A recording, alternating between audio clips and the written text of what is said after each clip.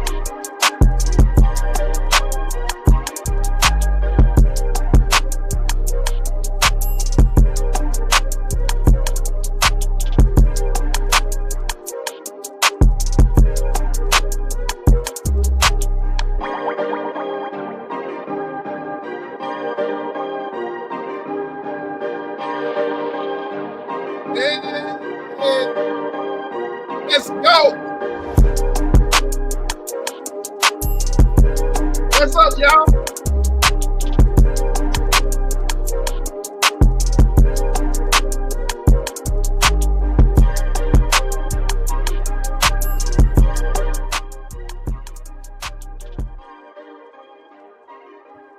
What's up? What's up? What's up? What's up? Happy Sunday. Blessings, peace, and all good favor to everyone joining in on the chat. Thank you, thank you, thank you. It's been a while. I went live last week on the Vertical. It's been a while, guys. It's been a while. I missed y'all. The Vertical and going live on StreamYard, very much different, man. Very much different. Can y'all hear me okay? These are dim. Can y'all hear me all right? What's going on? Let me salute the chat right quick. But first, before I salute everybody coming in, what I want to do is, did y'all see that fire intro? Did y'all see that? Y'all check that out? Salute to Roe, T-Cat, Commission, Diva. I'm going to play that again, right? And then I'm going to play it again. I want y'all to see it. That is my new intro. So I want you guys to check it out. I want y'all to check it out again. Big salute. And she works very hard for us, guys. But I want to play that again, all right? Because it's just fire, all right? So check it out again. I want y'all to check it out.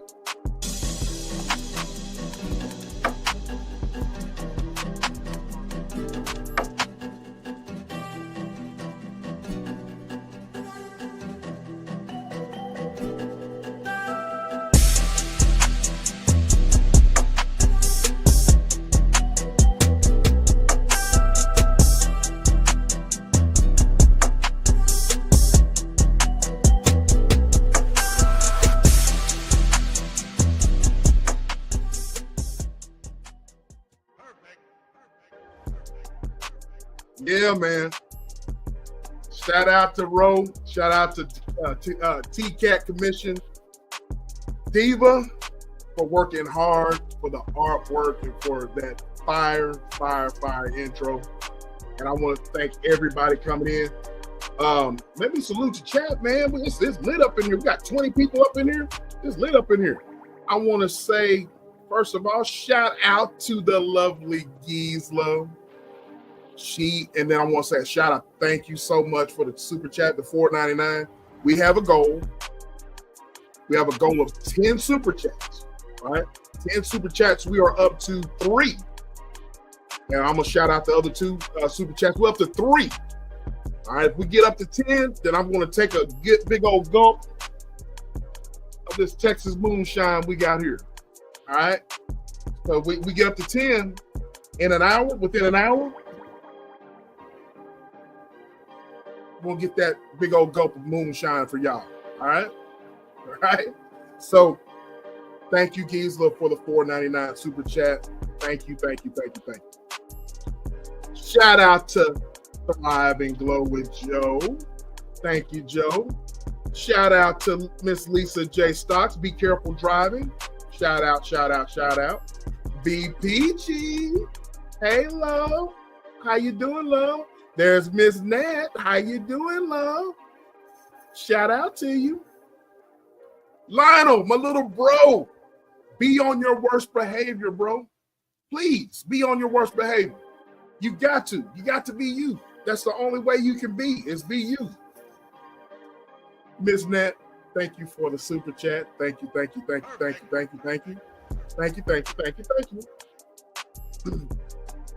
And we got Miss Coco EX. Blessings to you, sweetheart. Thank you for coming in. Prayers out. Y'all keep her in your prayers as her daughter is in and out of the doctor's office. So you guys keep her in your thoughts and prayers for me, please. And we got you. We got you covered. And I think Shakuri, my little bro Shakuri, is in the building. What's up? What's up? What's up? What's up? My big bro Diesel is in the building, the motivated trucker. We're going to have to get you on the panel one of these days, bro. And I think that is it. My big bro Jimbo. What's up, bro? What's up? What's up? What's up? What's up? Angelo, my bro. Big Red is in the building. Salute, salute, salute. Samoan Gorilla, little bro. What's going on, bro? What's going on? What's going on? What's going on?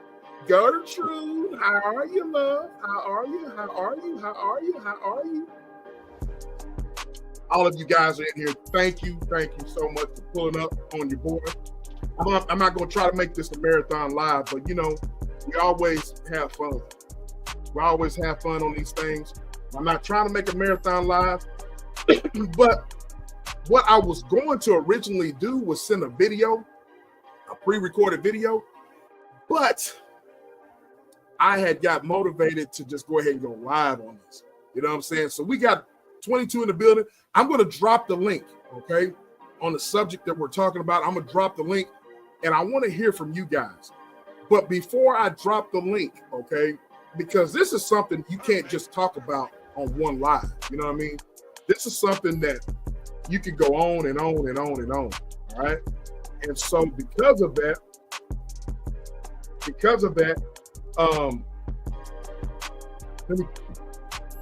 the music still loud, guys? Is the music still loud? I can turn it down a little bit more. I'm getting text messages saying the music is a little loud. Is that good? Can y'all hear me? Are we good? Are we good? Thumbs up. Can't even hardly hear the music now. Are we good? All right. There's a little bit of music in the background. Can y'all hear me? Can you hear me? Y'all not saying nothing. Can you hear me? Okay. Okay, we're good. We're good. We're good. We're good. We're good. All right. All right. All right. Much better. Okay. Okay. Okay. But as I was saying, you know, this is a subject, man, it can be very controversial. A lot of people are affected by it. A lot of people are nervous. A lot of people are, it's very touchy with a lot of people. We're in a little Discord on Instagram, Big Sis. It's just, shout out to It's Just ETV. You know, shout out to her. Shout out to my little bro Lionel. Shout out to my little brother Samoan Gorilla. We all on the Discord, we talk about, we're content creators, you know what I mean? So we're going to talk about things and we motivate each other, we laugh, but we mainly, we send, you know, ideas, we send a lot of different news and stuff like that. Shout out to you, Kevin Corporan, our attorney. What's up with it, bro? And so what we do is we basically, we content creators, we throw ideas, we give what's going on in media. And then some of the things that, you know, that we talk about, I use, they use, you know what I mean? Whether it's talking about politics, whether it's talking about relationships, you know, whether it's talking about anything, you know, what's going on in the industry, Hollywood, whatever, man, we talk about it, you know what I mean? This subject right here, ever since the new administration has taken over,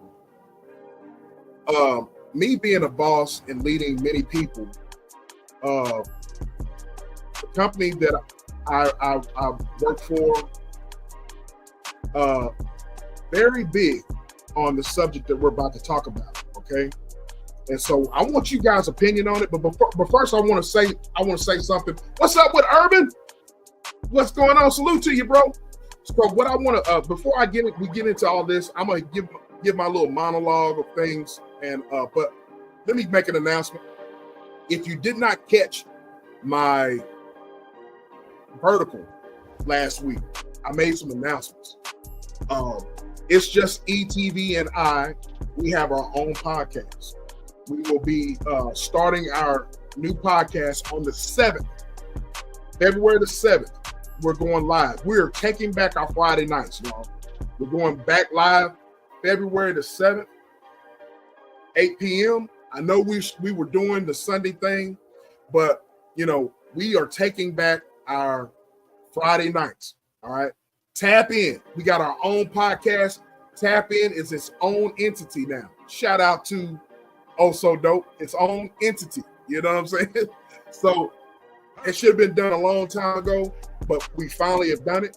So you guys tune in every Friday night at 8 p.m. All right. We're going to take back our slots. We've been gone too long on Fridays, and we were doing it on Sundays. If you guys were back in the olden days when we were going Fridays with Tap In, we were basically gaining traction. You know what I mean? But life keeps lifing. You know what I mean? Things happen, but we're back on track to go back live on Fridays, starting February the 7th. So you guys tune in. You guys tune in to myself, and it's just ETV. We are going back live on the 7th. I can't wait to get back with my sis, and we can just have some, great conversation. You know what I'm saying? So we're going live. We're taking back our Friday nights. Okay, so 8 p.m. Central every Friday night. Y'all tune in. All right. If you just come in, man, the title of the live we got that I titled tonight: Diversity, Equity, and Inclusion. What is happening under the new administration? This is going to be an open panel. We're going to be talking about some things. A lot of us in the chat, I've noticed, a lot of us are bosses or foremans or we're in some type of management position. All right. I've gotten to know a lot of you guys, and a lot of us are in that leadership role. Okay. If you're anything like me, I have to deal with payroll. I have to deal with HR. HR and I, we work hand in hand. Human resources. We work hand in hand. I hire people on a daily basis. I interview people on a daily basis. I have conference calls on a daily basis. And so I want to talk about this. All right. Now, I'm not going to give the name of my company, but a lot of you guys know where I work at, but I don't want to, whatever I say, I want to say whatever I say is not indicative of where I work. And they might not have the same views, but I am talking about some things that I want to bring forth and that I might believe or I might not believe. So it's not going to be on my job. You understand what I'm saying? So whatever I talk about, I'm going to talk about on my platform, and it has nothing to do with the beliefs of my job. All right. But the company that I work for is a right-wing company. All right. It has been right-wing for years, decades. Shout out, Derek. What's going on, bro? Thank you for the super chat. Thank you. Where are we at? Where are we at with the goal? Where we at, Joe? Anybody? Where we at with the goal? We get the 10 super chats, man. I have to take a big gulp of this country moonshine I got here. I take a big gulp of it. Welcome. Thank you for coming in, big bro. Thank you for coming in. It says 2, but there's really 4. Okay, got you. All right. So a lot of us are bosses. A lot of us are in a leadership role. I've talked to a lot of people that are very, very nervous about the new administration, basically against DEI, diversity, equity, and inclusion. I've done my research. I feel like I'm a pastor or something, man. I do my homework. I got stuff underlined, all sorts of stuff, man. But the company I work for is a right-wing company. They're very much friends with the congressman here in Texas, where I'm from. President of 10,000. Shout out, Derek. Shout out. That's 5, right? Yep, that's 5. Shout out, Derek. Halfway there to that goal. Within an hour, though. You guys got an hour. An hour is up. So, anyways. So the company I work for is, they're good friends with the congressman here, with the mayor here. So, but because it is a right-wing company, they are hand in hand with right-wingers here in the great state of Texas. They do have diversity, equity, and inclusion. They have a policy. They're really big on it. These are right wingers. Okay. I was actually pulling up some of the documents that we have.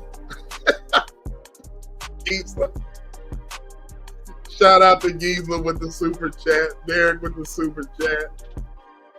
Thank you.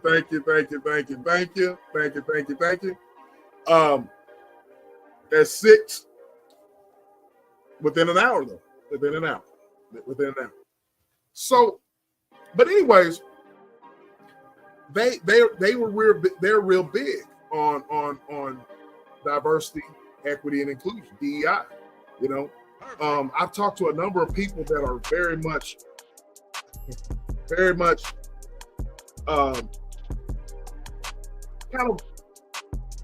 very much nervous about this new regime. You know what I'm saying?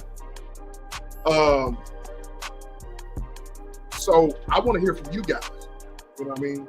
But first, let's break down those words: diversity, equity, and inclusion. All right, let's break it down, and let's see what it all is talking about here. Okay, now the company that I work for, like I said, they have documents and they have policy and procedure.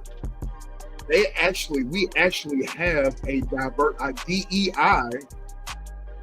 We have a DEI. I want to say over DEI. There's a lady, Hispanic lady, that is over that department. Now, keep in mind, this is a right-wing company, all right? And so you wonder, with all of the people that have basically lost their jobs, done away with that, you wonder what's going to happen now. You know what I mean? How many companies are going to follow suit? You know what I'm saying? So, but my company had, I want to read you what diversity for the company that I work for and the department that it's, a part of human resources, of course. They give a definition of diversity, equity, and inclusion. I want to give you those definitions. It says diversity is any dimension that can be used to differentiate. I can't even talk. Differentiate. I can't say it. People from one another. It is about respecting and appreciating the characteristics, values that cannot be changed, which define an individual, such as national origin, age, language, race, color, sex, and ethnicity. And ethnic. I can't even talk today, guys. I guess the drink has already got to me. With diversity, there must be an aim to understand, appreciate, and accept differences. And it says, we hear the word diversity, but most folks, I'm reading here, we hear the word diversity, it says race and gender may come to mind first, but it's important to understand that it includes much more than these dimensions. That right there I have to agree with. I think people are talking about what is going on. Yeah, man, I'm having trouble, man. The drink has already got to me. But the thing about it is, people, when they automatically think of DEI, they think about race.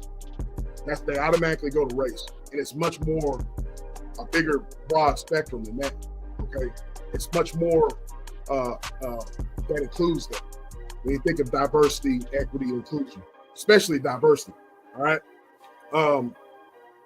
My company breaks it down into 4 categories. It breaks it down into a primary, secondary, workplace, and style. Okay. And I agree with everything that they're saying here when it comes to different categories of diversity. Underneath primary is age, physical abilities, race, your ethnic ethnicity, there you go, gender, sexual orientation, abilities, and disabilities.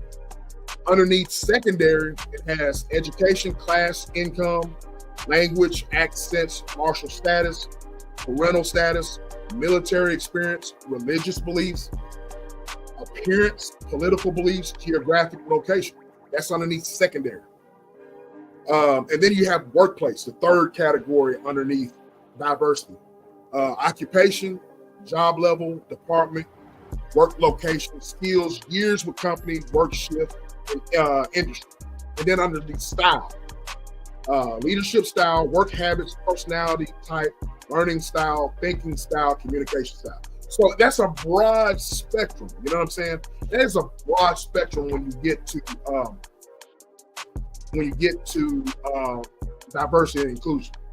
I have a lot of comments, and I promise you guys, I'm gonna get back to all of your comments.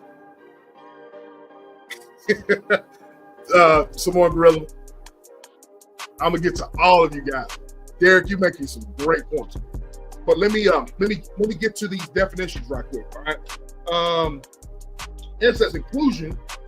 Inclusion is involvement and empowerment where the inherent worth and dignity of all people are recognized. An inclusion business promotes and sustains sense of belonging. It values and practices respect for the talents, beliefs, backgrounds, and ways of living of its employees. All right. Now, I've looked at other companies, their take on DEI, same thing. You know what I'm saying? Then it gives it. Then the company I work for gives the meaning to equity. It says equity refers to the fairness and justice for all individuals.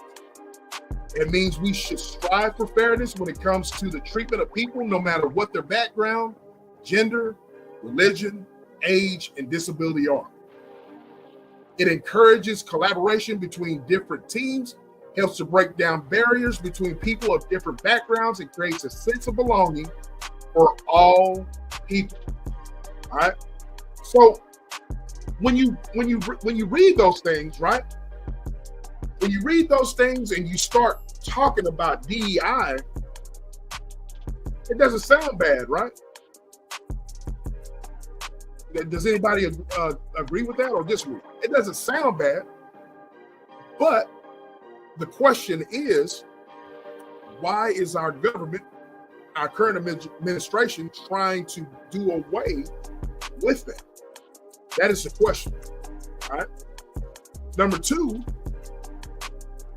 basically, if you have DEI, if you have policies with diversity, equity, inclusion, you will get penalized. Certain programs, schools, and so forth, so on, that if they have a program as such, you'll get penalized. All right. So the question is, why is it being taken out? And here's the thing. Here's the thing I want to bring out, and people don't seem to understand this. When it comes to DEI, all right, I just read, some of the things that it falls under the categories of, all right. People tend to talk about race, right? They tend to talk about race. That's the first thing that comes to mind, all right? But people need to understand that it's much bigger than race, all right? DEI is much bigger than race. Let me give you an example, guys. And then I'm going to drop the link, and I want you guys' opinion. I had a fellow director that I've known for years. He's been gone from the company I work for years now. He was interviewing a lady, right? Interviewing a lady. And in the middle of the interview, the director asked the lady that he was interviewing, he said, "Since you are a lady, are you sure because of your age," and she was an older lady, right? "Because of your age, you think you can handle this?" because you're kind of up there in age. You think you can handle that? That director was made to retire. All right. Basically got fired. All right. But he retired. They made him retire. Because of that lady went to our HR department, complained about the interview and how he was interviewing her, how he targeted her age, and the company saw fit to get rid of him. All right. So there's certain guidelines that me as a manager, I can't ask. You know what I mean? Now I don't know what's going on after this, the current administration that we have under Mr. Trump. I don't know how that's going to fall now. That's, but he lost his job because he asked that lady a question. Hey, Scorpio mama, salute to you. So do you understand what I'm saying? So when we're talking about these three things, it's much more bigger than race, all right? Age, religion, sexual orientation, okay? Whether you have experience, whether you don't have experience. It's much bigger. Your abilities or your disabilities. You see what I'm saying? All of this comes into play. You know what I'm saying? So we had a big conversation in our little Discord that we have. You know what I'm saying? So I'm gonna be honest with you. I'm gonna be honest with you guys. I'm not a right winger. I'm not a left winger. I don't consider myself a Republican. I don't consider myself a Democrat. I look at things that will benefit me and my family. And I have a daughter, as you guys have already know. If I go out and vote, or if I vote for my local officials, I want my daughter to be in an environment that's comfortable for her. I want Social Security to be strong and thriving. I want things to, after I'm gone and my daughter can sustain herself, I want things to move forward, in a positive way after I'm gone for my daughter and for my loved ones. You understand what I'm saying? So what we do as a people and as a nation, when we vote and we look at policy, a lot of times I think we have tunnel vision. You know what I'm saying? We don't look at the broader scope. And when you're talking about this type of stuff, I'm gonna be honest with you, I'm kind of nervous about this. You know what I mean? Because people can take things and they can pervert whatever laws that come into play. You know what I mean? Already, and this is another subject in itself. You know what I mean? And like I said, what I like about this chat here and what my chats here, we can agree and disagree, and we don't have to disrespect anybody. You know what I'm saying? That there's never been any kind of disrespect on this panel or on our tap-in panel. It's all been just healthy banter, as my sis and I, we call it healthy banter. We might elevate our voice, we might be, but we're all going to agree to disagree, but we respect each other. You know what I'm saying? So I want everybody to understand that. If you hop up on the panel tonight, I want you guys to understand that. All right. But I'm gonna be honest with you, man. I'm very nervous about this subject here, because already, Mr. Trump, when he ran, he said he didn't know anything about Project 25. He didn't read it. He said he didn't read it. He didn't know anything about it.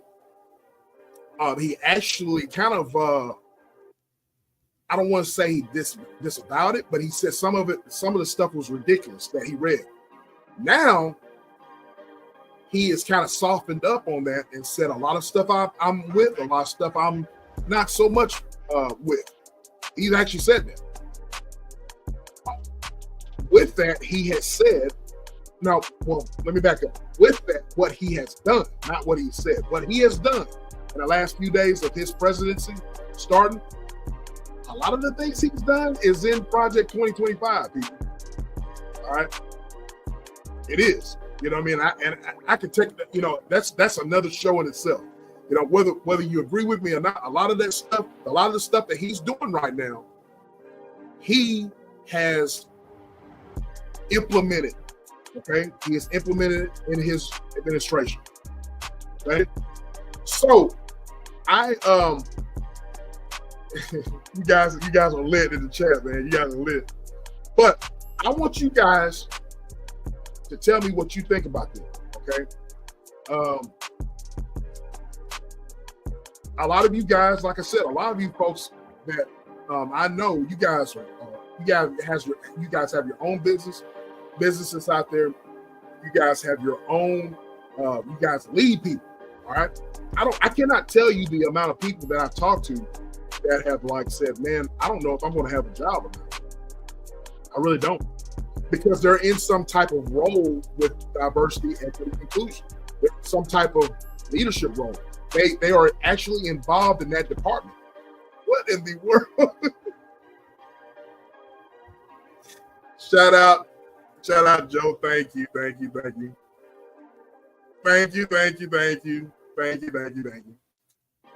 got an hour. That hour's almost up. But anyway, but I want you guys, what I'm going to do is I am going to post a link now. And I want you guys to, whoever wants to come up and talk about it, you come up and talk about it with me. All right. The link is now pinned in the chat. You guys can hit the link. But I'm very nervous about this regime. You know, I'm very nervous about what's going on. All right. I don't know, you know, I don't know everything, but I do know that if this is put in place, right, that means that people can hire people and fire people without any explanation and without any retribution. Am I right? You don't have to hire somebody that, you know, that you don't want to hire just because you don't like Christians, you don't like Muslims, okay? And you won't get in trouble for it. What's going on, Slim? The 2 M's, what's going on, bro? Salute to you. So you don't have to, you can fire someone and have no type of retribution. You know what I'm saying? What I read. And you'll be fully justified for it, right? So I want you guys' opinion. Guys, hit the link and let me look at some of these comments here that I've missed. And I really want you guys' opinion about this. I wasn't going to make this a marathon live or anything, guys, but I really would like for you guys to, you know, what I really want to know from you guys is what you think about it. How is it going to affect your job, your current? You don't have to go in specifics about your job, you know. Into the future, how is that going to affect our future? I want you guys' opinion about it. Now, this is a very touchy subject, and it's a very important subject. You know what I'm saying? Lionel says, don't like hiring black people. I need to find some Asians and oh my God. He says, I'm really big on diversity, hiring when it comes to the street.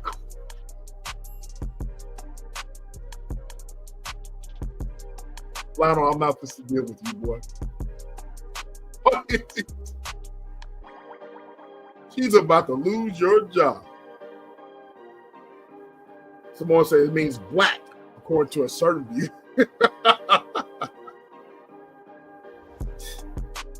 Jesus says black people are not the ones who most benefited from DEI, and I agree with that, because when DEI was first implemented for white women, Okay. But the law that Trump basically kind of did away with, it was sort of, it was like a blanket. You know what I mean? It helped during the civil rights movement. Okay? You got to do your research on that. You know what I'm saying? Though these niggas are lazy and entitled. They walk thinking they deserve to make $30 an hour, but don't. That's true, bro. That's true. That's very much true. As a previous hiring manager and current interviewer for my team, I look for skills and listen for thought processes that align with what I'm looking for. Critical thinking skills are lacking in ability, and that's exactly, that is spot on right there. Whenever I'm interviewing someone, whenever I'm asking, and the questions that I ask whenever I'm hiring someone, ladies and gentlemen, they're not hard questions. Okay, they're not hard questions at all. But according to the answer that I'm giving, I know what I'm dealing with. You know what I mean? If I got a young man that's coming in and he comes in and sits down at my in front of my desk, and he goes, "Oh, I'm just laid back dude, and I just like to." I'm like, "Oh no, I look at body language. I look at all that. If he's a laid back dude, he's gonna be laid back, all right. You know what I'm saying? You know, I want someone to look me in the eye. I want someone to be confident in their answers. You know what I'm saying? I want someone that, like Rose said, you know what I mean? Critical thinking is very imperative. You know what I'm saying? Exactly, Joe. Common sense is lacking. See, Derek said what I said. Yep. You guys are scared to hit the link? I'm gonna pin it again, guys. All you have to do is hit the link, guys. Hit the link. Would say a lot of these niggas lazy. I need to be an old white man. Lionel, I have an old white man that works for me, and he ain't working there. Oh, it's like I went up to 10.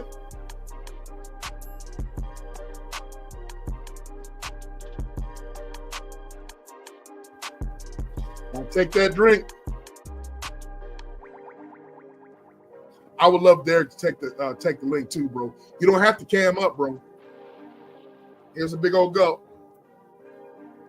Salute to everyone that hit the super chat. Thank you. Here's a big old go.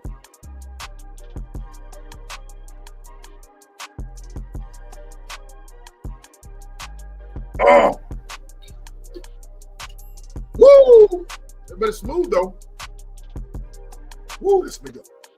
That's about enough to four. Jeez. All right.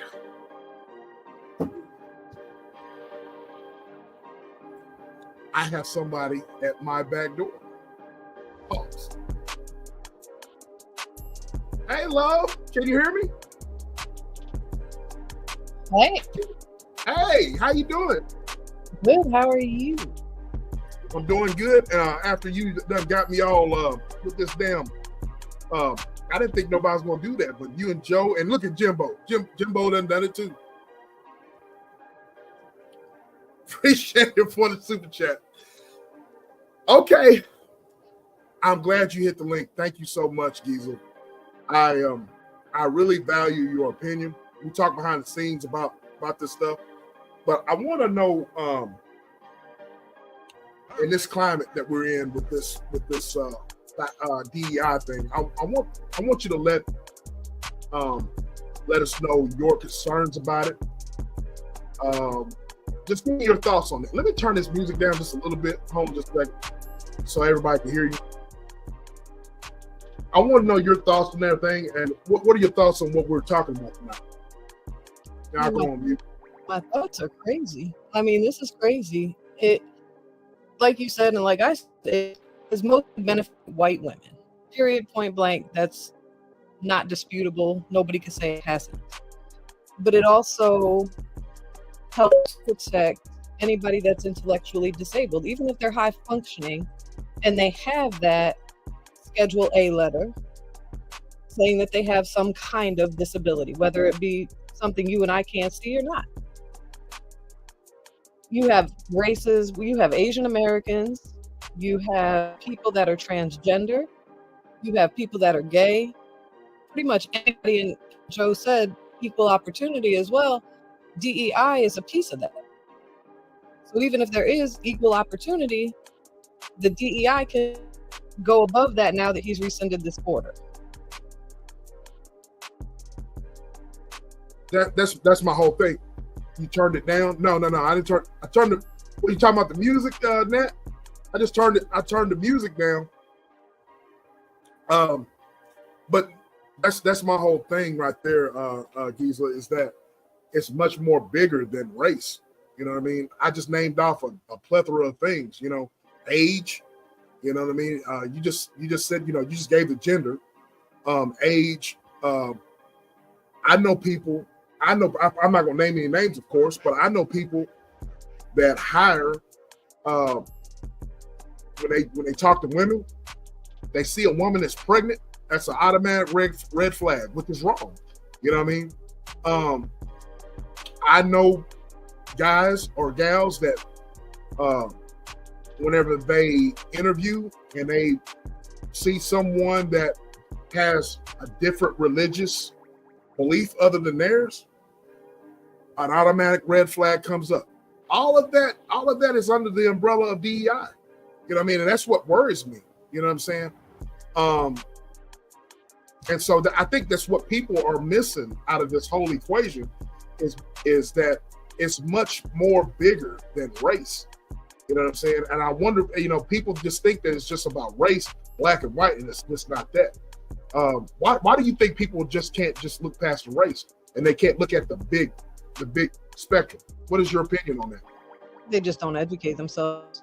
I really truly believe that. They just think it's about one thing. Like, if you think about it, when he rescinded this order initially, a lot of people jumped online, which is why you shouldn't get your information from social media anyway. You should do your own research. Oh, he repealed the Civil Rights Act. No, hell, he didn't. That was crazy. And I hate, don't ever make me defend Trump, please. When I have to defend him, it hurts my soul. But that's not.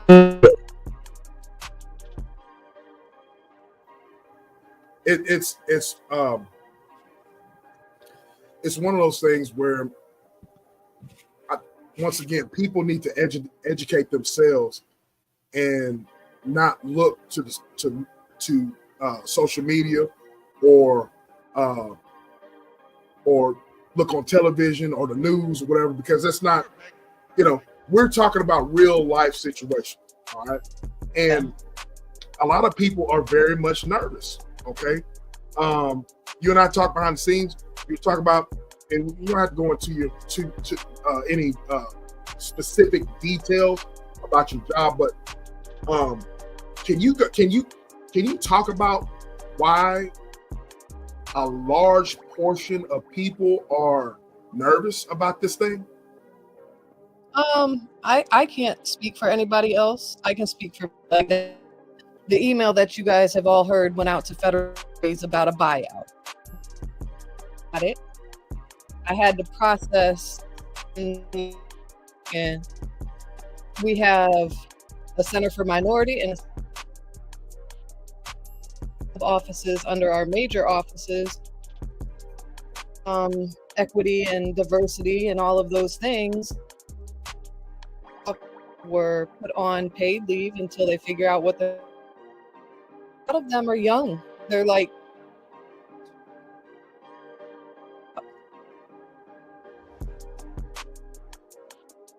sorry about that. I was on mute. So what? So the companies are putting them on paid leave? Yeah, so I work for a federal agency. It's a little different than the civilian side of it. Our equity and inclusion offices were put on paid leave. First, we had to process letters to fire our director of women's. For no reason.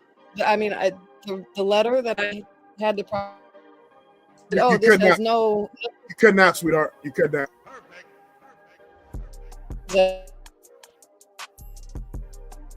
You're in the matrix. Can you hear me? Yeah, you're in the matrix.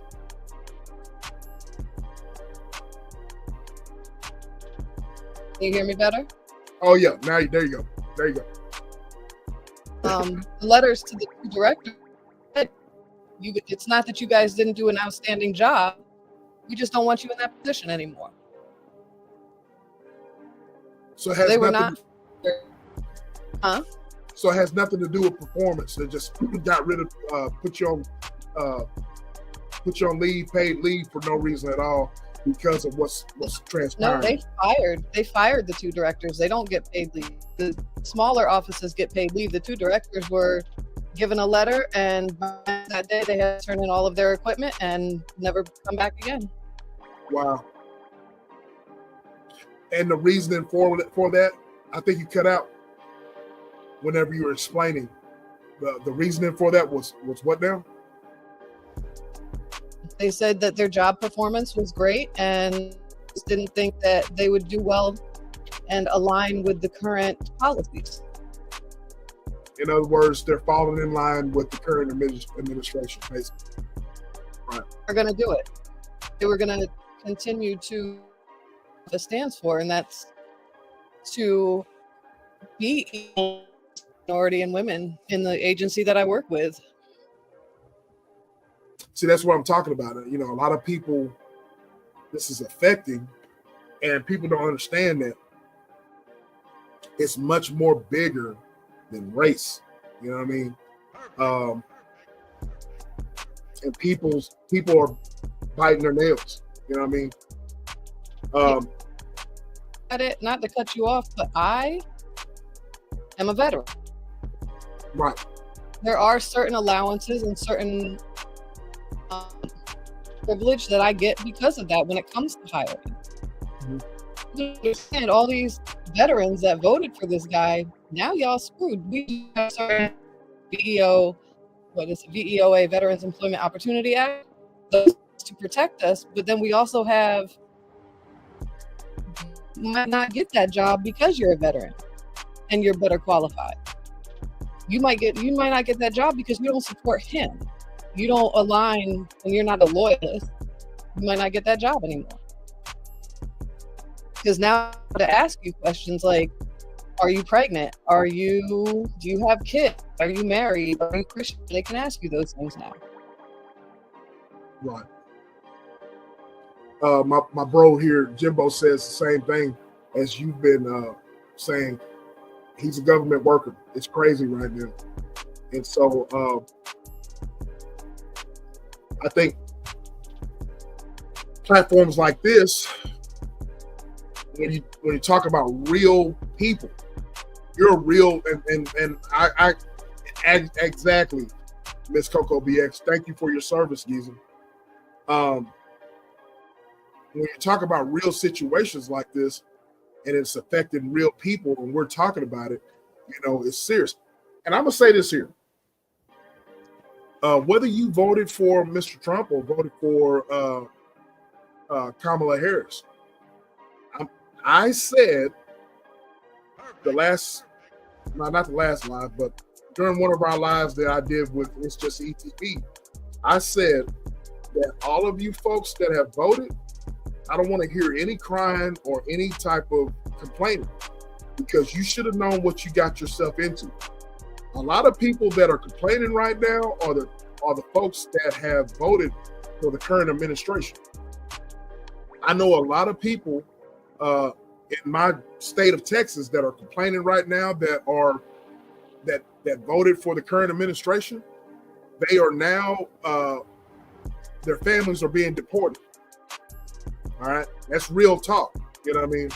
So all this whining and crying and all this, you know, complaining right now. But you think he was playing? You know what I mean? Go ahead. Just about the deportation. Look at the Affordable Care Act. Look at the price of drugs. Look at all of these things that he's motion or is talking about putting in motion, like affordable care, he has concepts of things to but he's going to get rid of it because he can.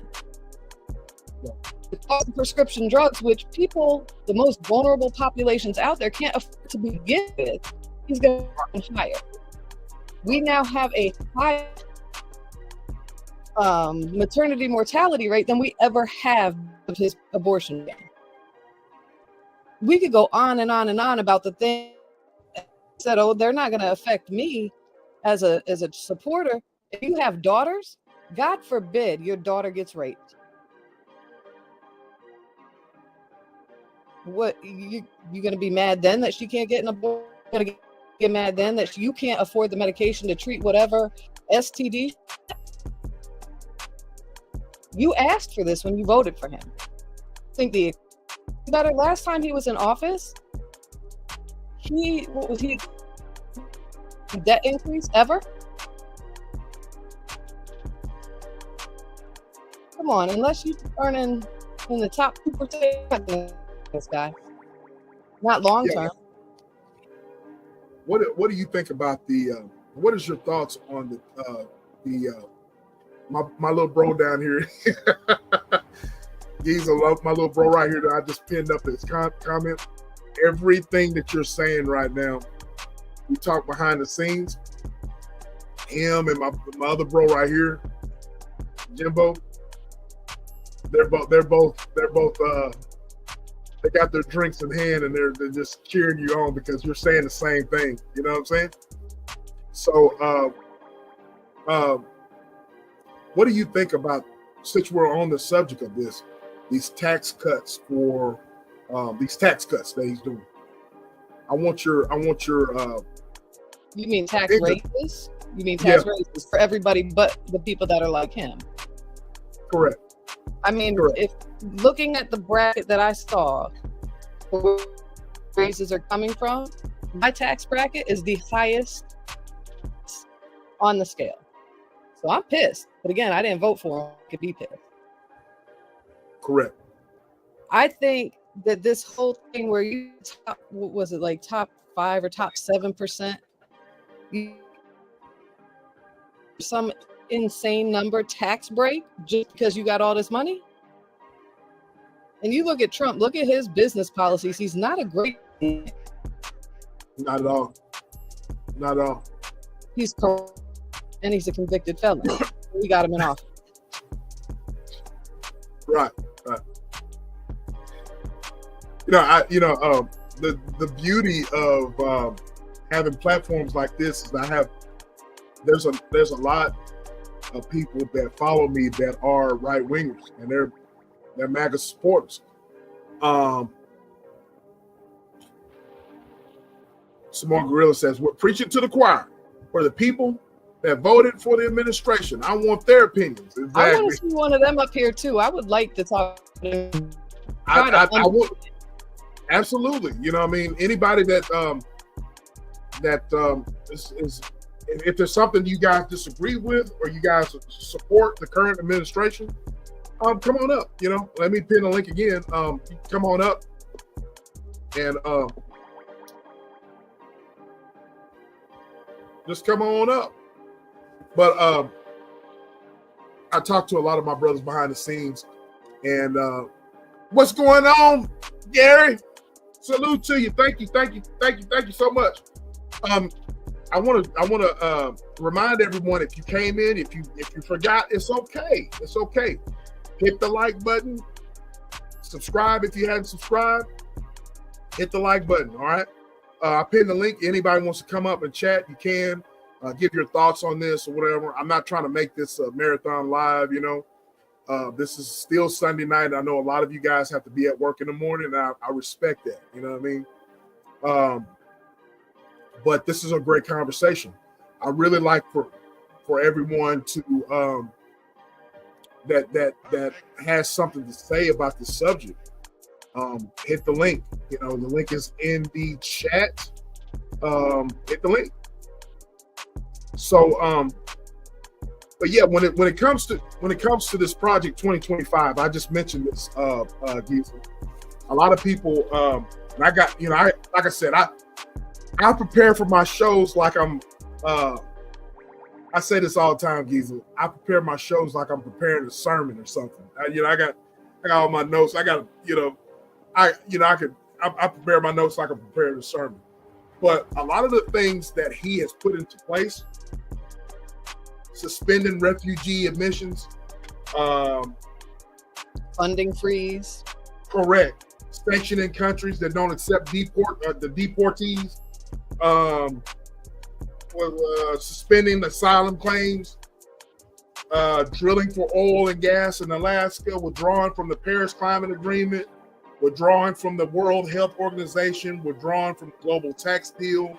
Speaking of that, World Health Organization withdrawing from that, and then also silencing the FDA and CDC supposedly temporarily.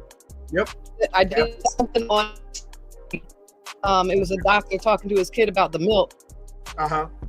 He does list a few of the doctor's pages that are actually keeping on things like, I don't want to call them epidemics necessarily but viruses that are currently being seen at higher, that are being recalled, all the things that we used to get from the FDA and CDC that no longer getting. These doctors are still reporting them every single day. Yep, exactly. Ending protections for federal workers, and of course, what we're talking about tonight: ending diversity, equity, and inclusion programs. And you already spoke about freezing assets. So all of those things I just named off, and the few things that Gisela just talked about. Those things are in Project 2025, people. Whether you like it or not, those things are in Project 2025. Education's in there, foreign policy. Correct. It's a lot of things that he pretended he had no idea about and didn't support. The man said he didn't know anything about it. He's never read it. He did, yeah. But the people that came up with it, they worked with it before. And they work with it now. Yep, and they work for him now. Every last one of them. For my agency, there's 6 the head of my agency, or that will report to the head of my agency once he's confirmed. They didn't have to have background checks. Wow. He just granted them. Wow. Because of the supposed extreme delays in the process. I want to ask you something. Being that you do work and work closely with government, and you're in that. What worries you the most under this current administration, and of course with the DEI, what we're talking about? What worries you the most? I mean, first and foremost, losing my job, which, and not to be arrogant, conversations. I'm not an arrogant person. Correct. But I'm educated and I do my job. There's nothing, and it's like I told you earlier, I could sit back and say nothing, keep my mouth shut and keep my job. But what kind of role model would I be to my children who are not white? What protection am I showing them that I'm giving them if I'm sitting back allowing all of this? Correct. I fear for my job. I am going to work directly for a Senate confirmed, meaning a completely right-wing person. And I know who he is. I've read his back. He is very religious. Correct. He could walk up, he could see my tattoos. He could say, I might say the wrong thing in front of him. I might say that I don't have a problem with being my job. And then I can't support my family. Correct. And it's serious. It's some serious stuff, man. You know what I mean? I got the link pinned, guys. Simone Gorilla, where you at, bro? Y'all come on up. Anybody that wants to talk about this, man, I don't know why you guys are not. The chat is lit. Got 17 in the building. You know what I mean? Shout out to the 17 in the building. And shout out to all the Ghost Watchers. Shout out to the 11 super chats that I got. Shout out to the to my moonshine. But Gisela, I want you to hang on. We're gonna do a commercial break. Anybody that wants to hit the link, I'm surprised that nobody has hit the link on this. I'm gonna do a couple commercials, and we will I can't talk. I'm already tipsy. This is your fault, Gisela. Joe, this is y'all's fault. I can't talk. I can't read, but it's all good. It's all good. So we'll have a commercial break. We'll be right back. A few commercial breaks. We'll be right back.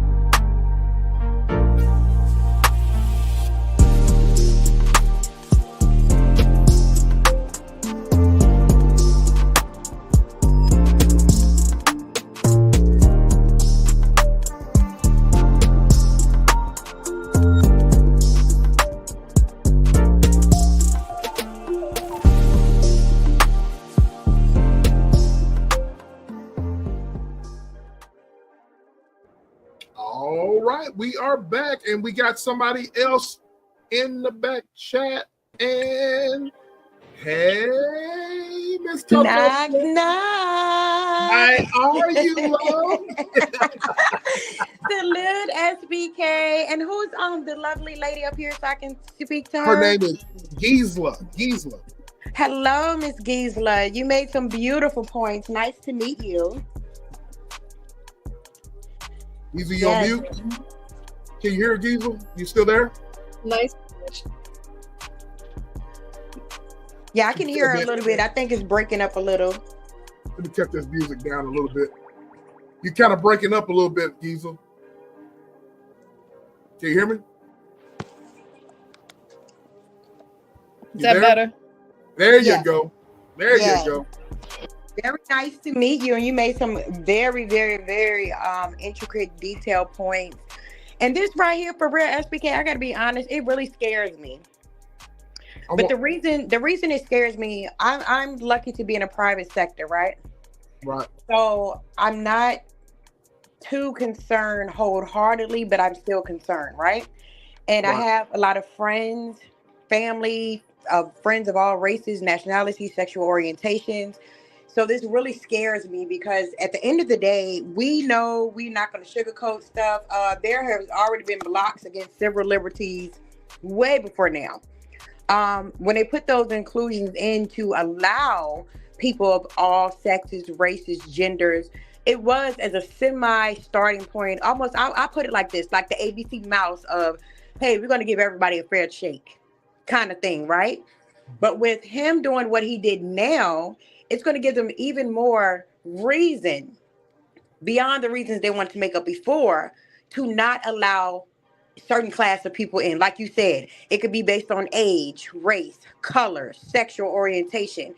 And my whole thing is this: you're going to miss out on some of the best opportunities ever if you're one of those hiring people, and then you want to exclude people because of those things, and you don't take the time to get to know them and their qualities and abilities. When I was in management, just like you said, SBK, body language is a must. You must look me in my eyes when you're speaking to me. You must speak up when you're talking to me. You know, when I'm asking you questions, I'm expecting direct answers, things of that nature, because I feel like this: if you're not confident enough in yourself, I wouldn't put you out there in the field to represent my company. You understand what I'm saying?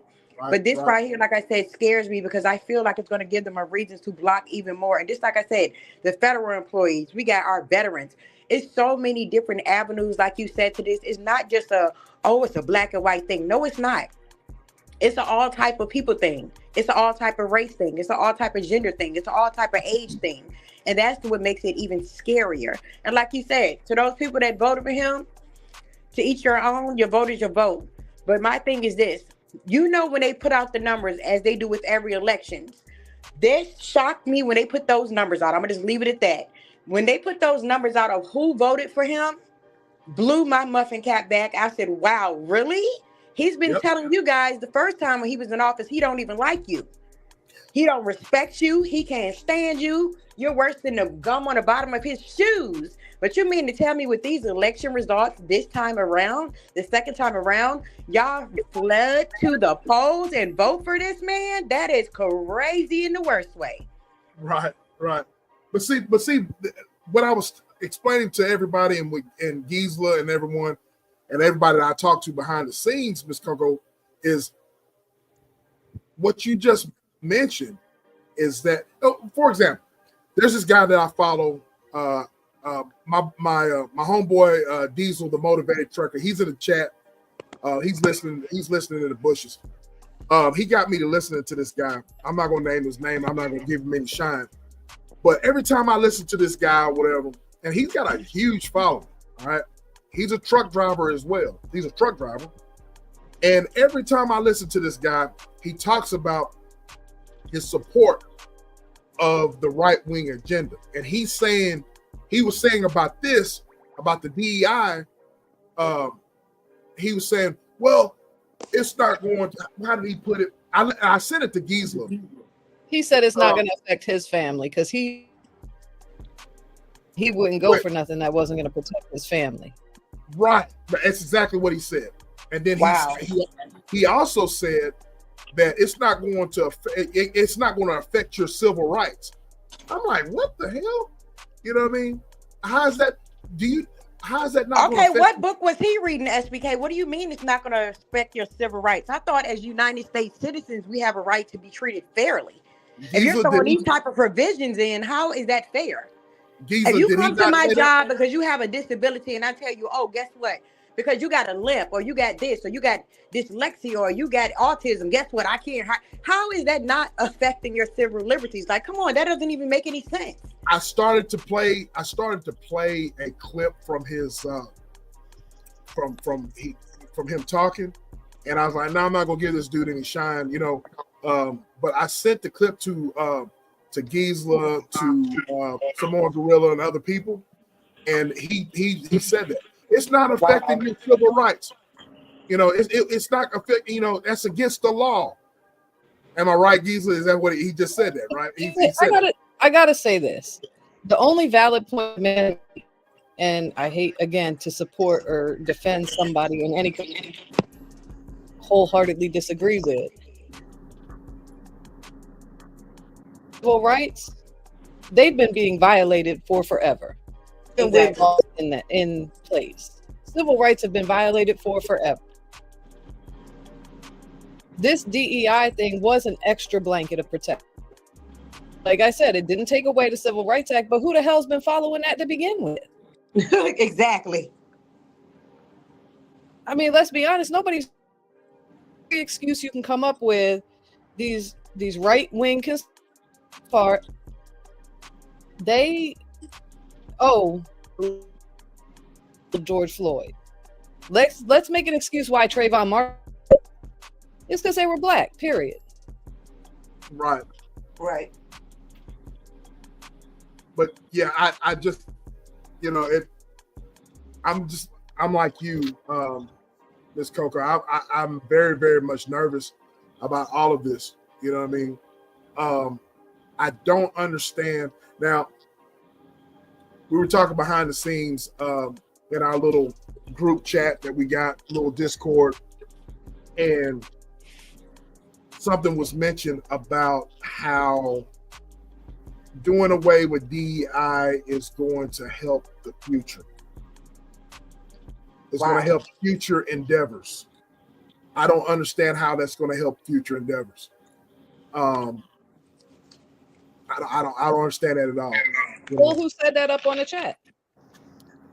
Yeah. So I don't know. You know what I mean? I'm trying to figure out how that's going to help too, because I'm just keeping it real. I believe that we all play a part and bring something to the table, right?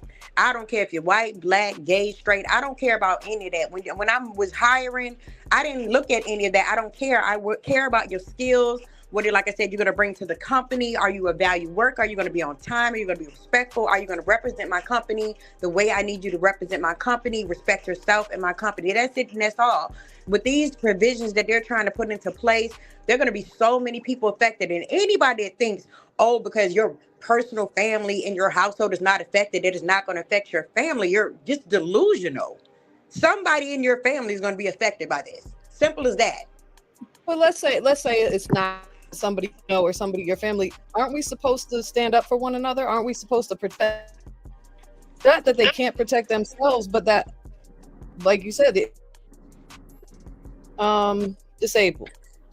I don't care Exactly. if you should be able to stand up for you as a human being. Exactly. If it affects you, me, or in my house. Exactly. Right. Like, you know what's so scary that they got this going on now? Years ago, right, I was a CSM at one of the big companies out here, one of the shopping companies, right? So I had, at that time, a high-risk pregnancy. So I was early into that transfer to that store to get it up and running well, right? So about a month in, I got sick at work, hemorrhaging and everything, had to be rushed to the emergency room. You know, they tried to fire me on my day off. So I literally had to take them to court, and they had to pay me for a whole year. They were mad about it. But this is the thing that she says, you got to stand up for yourself and be willing to stand up for other people, because guess what? That's just the right thing to do. And a lot of times, you know, people are not going to voice that, number one, because they're afraid, like I said. And then, of course, you got other situations where, yes, they are thinking about their family and their livelihood, which is completely understandable. But like I said, if people are not afraid at what is going on and what has been transpired, well, we're not even finished with January yet. You know, that's scary.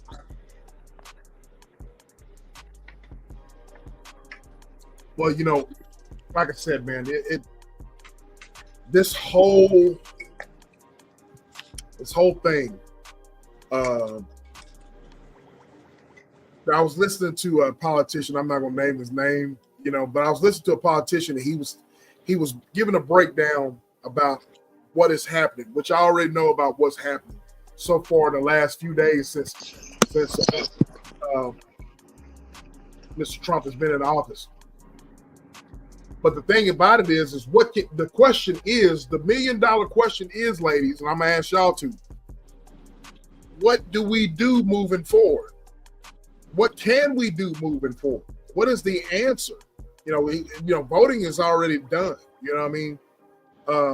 These folks that voted for him, you have to deal with what you did, what you voted for. So, what can we do now? What's the answer? What do y'all think? It's so scary out here. We're gonna have to come up with a game plan. For real.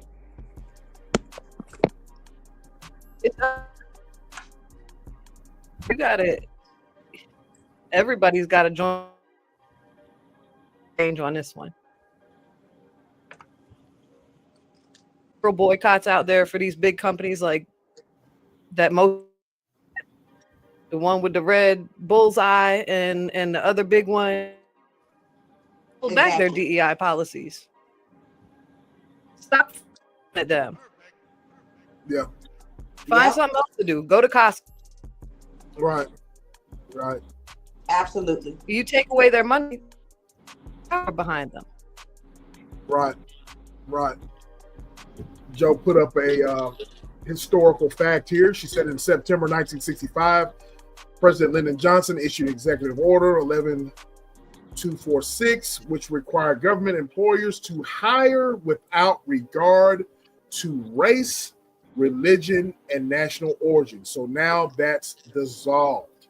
And that's exactly what, that in a nutshell, that is exactly what has happened. Mr. Trump has dissolved this executive order here. And I for one, I'm very, very much nervous.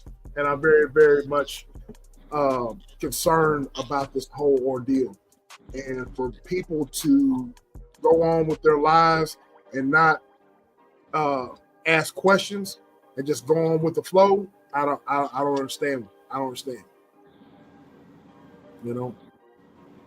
And then y'all do realize in an interview. You cut out, Giesel. You cut out. You're in the matrix. Have y'all seen the interview Trump?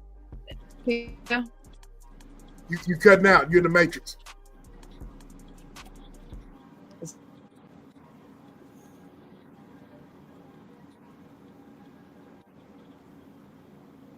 Can you hear me better now? Yeah, there you go. Yeah. Did y'all see the interview Trump? And it again. I'll send it to you, SBK. I'll find it. If he ever ran for office, he would run as a Republican because they're the easy thing. Yeah. Yeah, I did see that. Yeah. That's exactly what he's done. Yeah. I want to say shout out to my sis. It's just ETV. If you're watching from the bushes. Salute. It's just ETV, honey bun. I know she would want to join in on this, but she's out with the fam bam. And but I'm thinking of you. It's just Eve because I know you have a lot to say, and you're probably gonna. She's probably gonna put out a diss video on me. I'd be so weak when y'all do that, bro. I'd be like, because I just love it, like I said, because it's healthy banter, and I love because I get to see different points of views. But it tickles me so much. Man, if she was up here, boy, but trust me, she's gonna have she's probably gonna have a diss video towards me. She probably gonna have a diss video, but it's all good. Small Gorilla says he said, but we making it great again. Talk about making America great again, right? Lionel says, to be fair, greatness takes time. Action set the stage for things to come. The greatness is supposed to come after. Again, just being fair. Hey, sis. So you pray about it. There you go. Pray about it. Ladies, man, anybody else want to hit the link, you can. I'll post the link. I don't want to take too much of you guys' time because I know you guys got to go to work in the morning. But anybody else that wants to hit the link, you can and talk about. But look, I want to be perfectly clear, okay? Again, I stated this from the get-go. I am not a Republican or a Democrat. I will say this. Unbeknownst to a lot of you guys, unbeknownst to the ladies on the panel, there's a lot of things that that Mr. Trump, his policies, I am for. You know what I'm saying? I've stated that before. A lot of his policies, I'm pro. I think he's spot on. A lot of things I'm like, you know, the same thing with Biden. A lot of things he did. I was like, man, I don't know what's up with that. You know what I mean?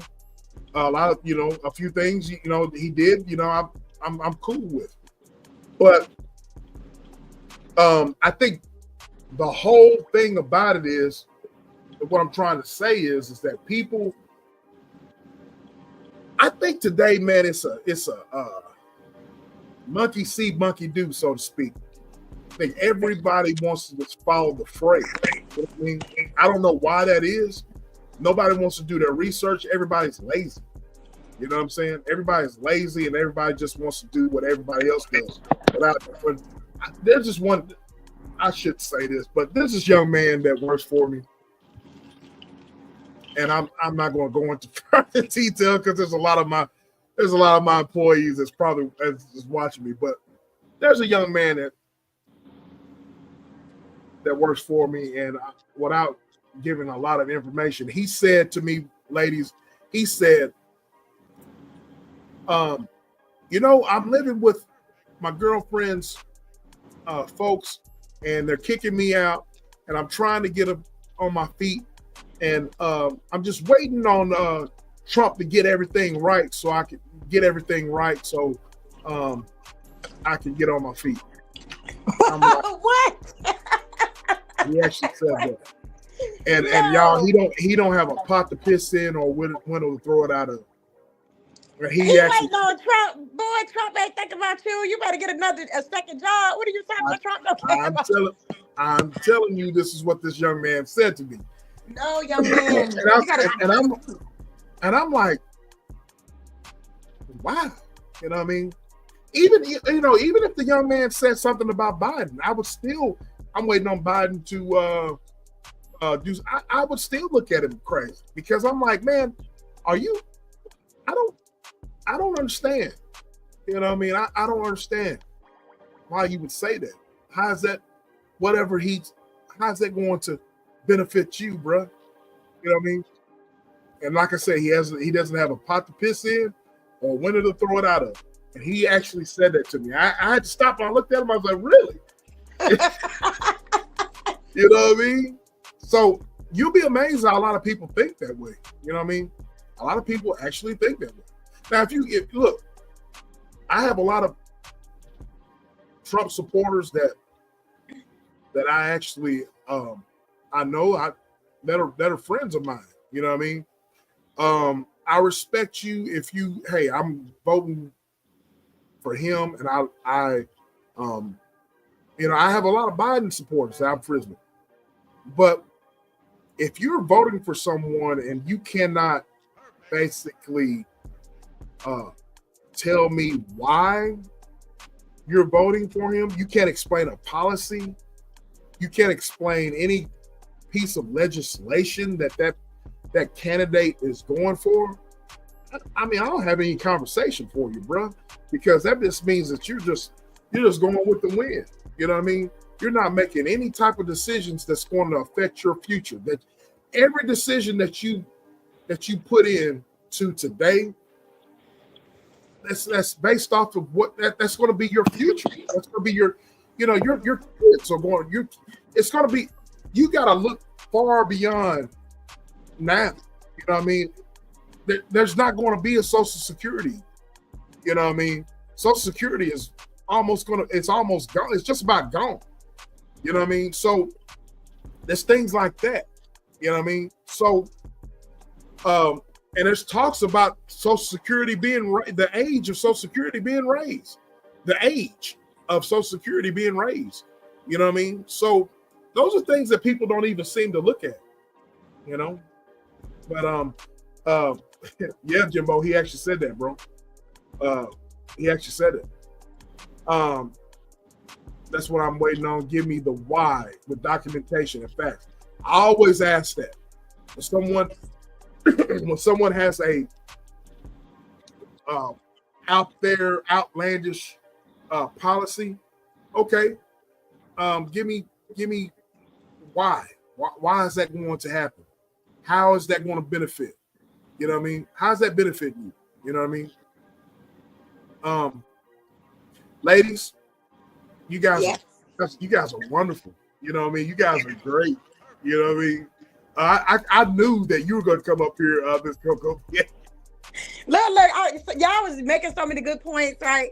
And I was sitting over here folding my clothes and stuff, and I said, boy, they hitting on some stuff tonight. Because like I said, I'm glad y'all broke it down the way that y'all did, because like I said, you know, education is very important. Like she said, educating yourself on these policies, just being in a know period is just very valuable to your livelihood and your family's livelihood. So it's very important to the best of your ability to do that. And the problem is, like you said, just like Jimbo said, a lot of people are just delulu. They are. They're delulu. Like, you know, they don't take the time to do these things. And then when things happen, they're act like they're overly shocked. Don't be overly shocked. You need to follow these policies and see what's going on in the world, because it can affect you personally. Like, you know what I'm saying? And that's the thing. People talk about how it's crazy stuff on both sides. I totally agree with that. There's things on the Democratic side that I agree with. And there are actually, like you said, some things on the Republican side that I do agree with. I don't agree with either party wholeheartedly. That's why I'm independent, you know, because Correct. I've seen so much crazy stuff over the years. That's what put me in the middle, the way that I am. So same here. Exactly. Before I end this, Miss Gisela, you have any final thoughts? You have any final words? I would love to hear your final words, final thoughts. You know, I would love to hear your final thoughts on all of this. I don't have thoughts, to be honest. It's so much crazy, so much chaos.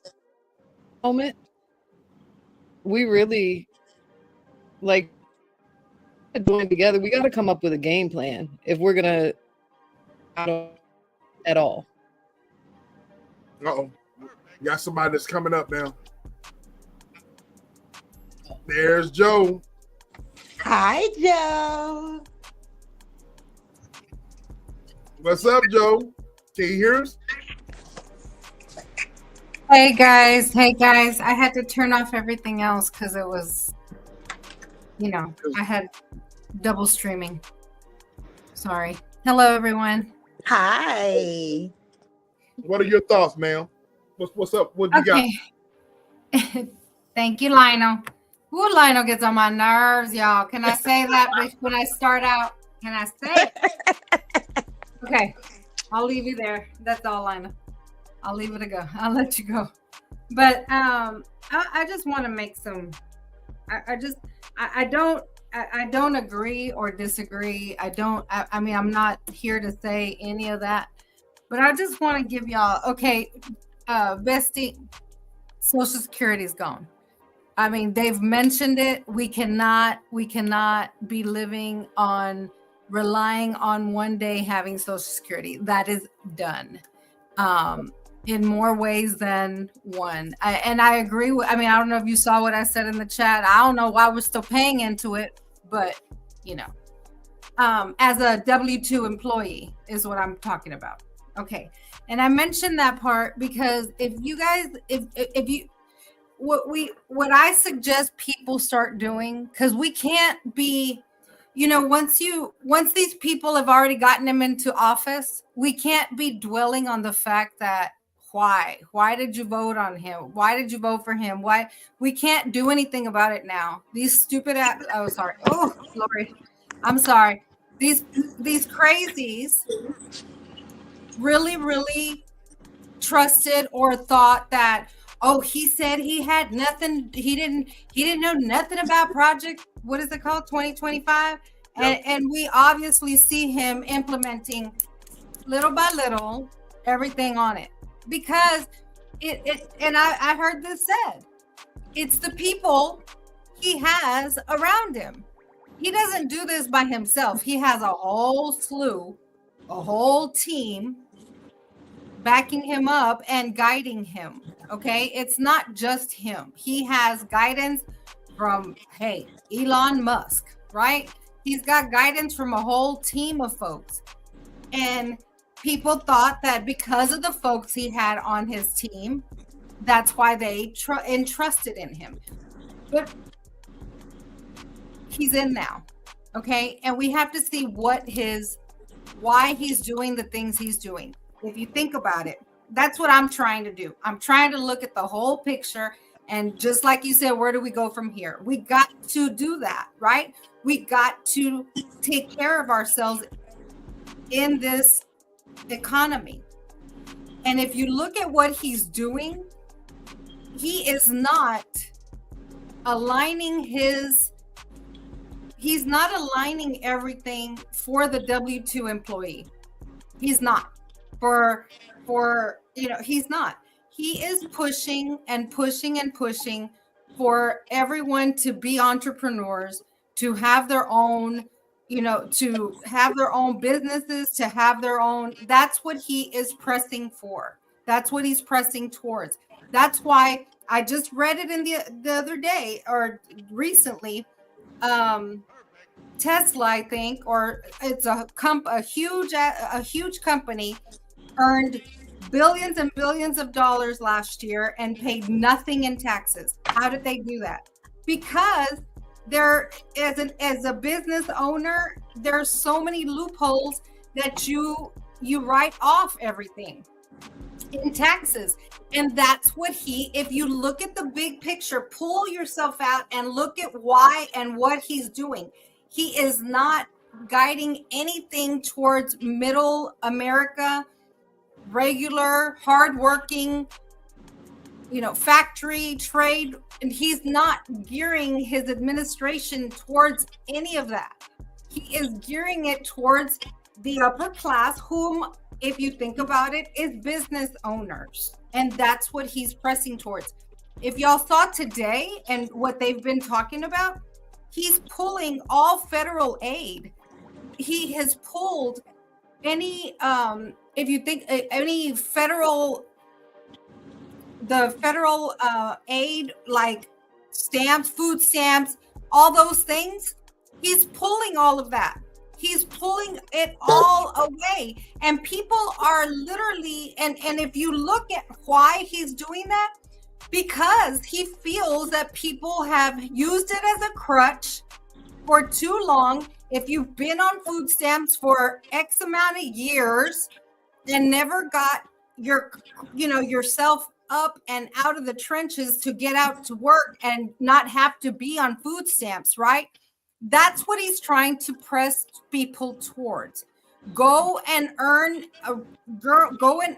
wages so you don't have to be on this federal aid. He is trying to keep, if you think about it, he's trying to do away with all what he feels and his team feels is excess government spending that has been spent. And that is the reason he went towards DEI.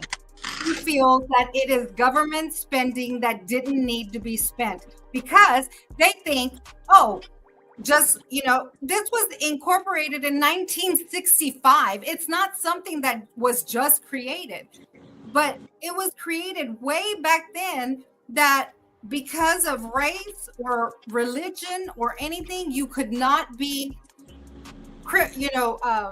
not given a job for, or, but he thinks that, that's not people of that.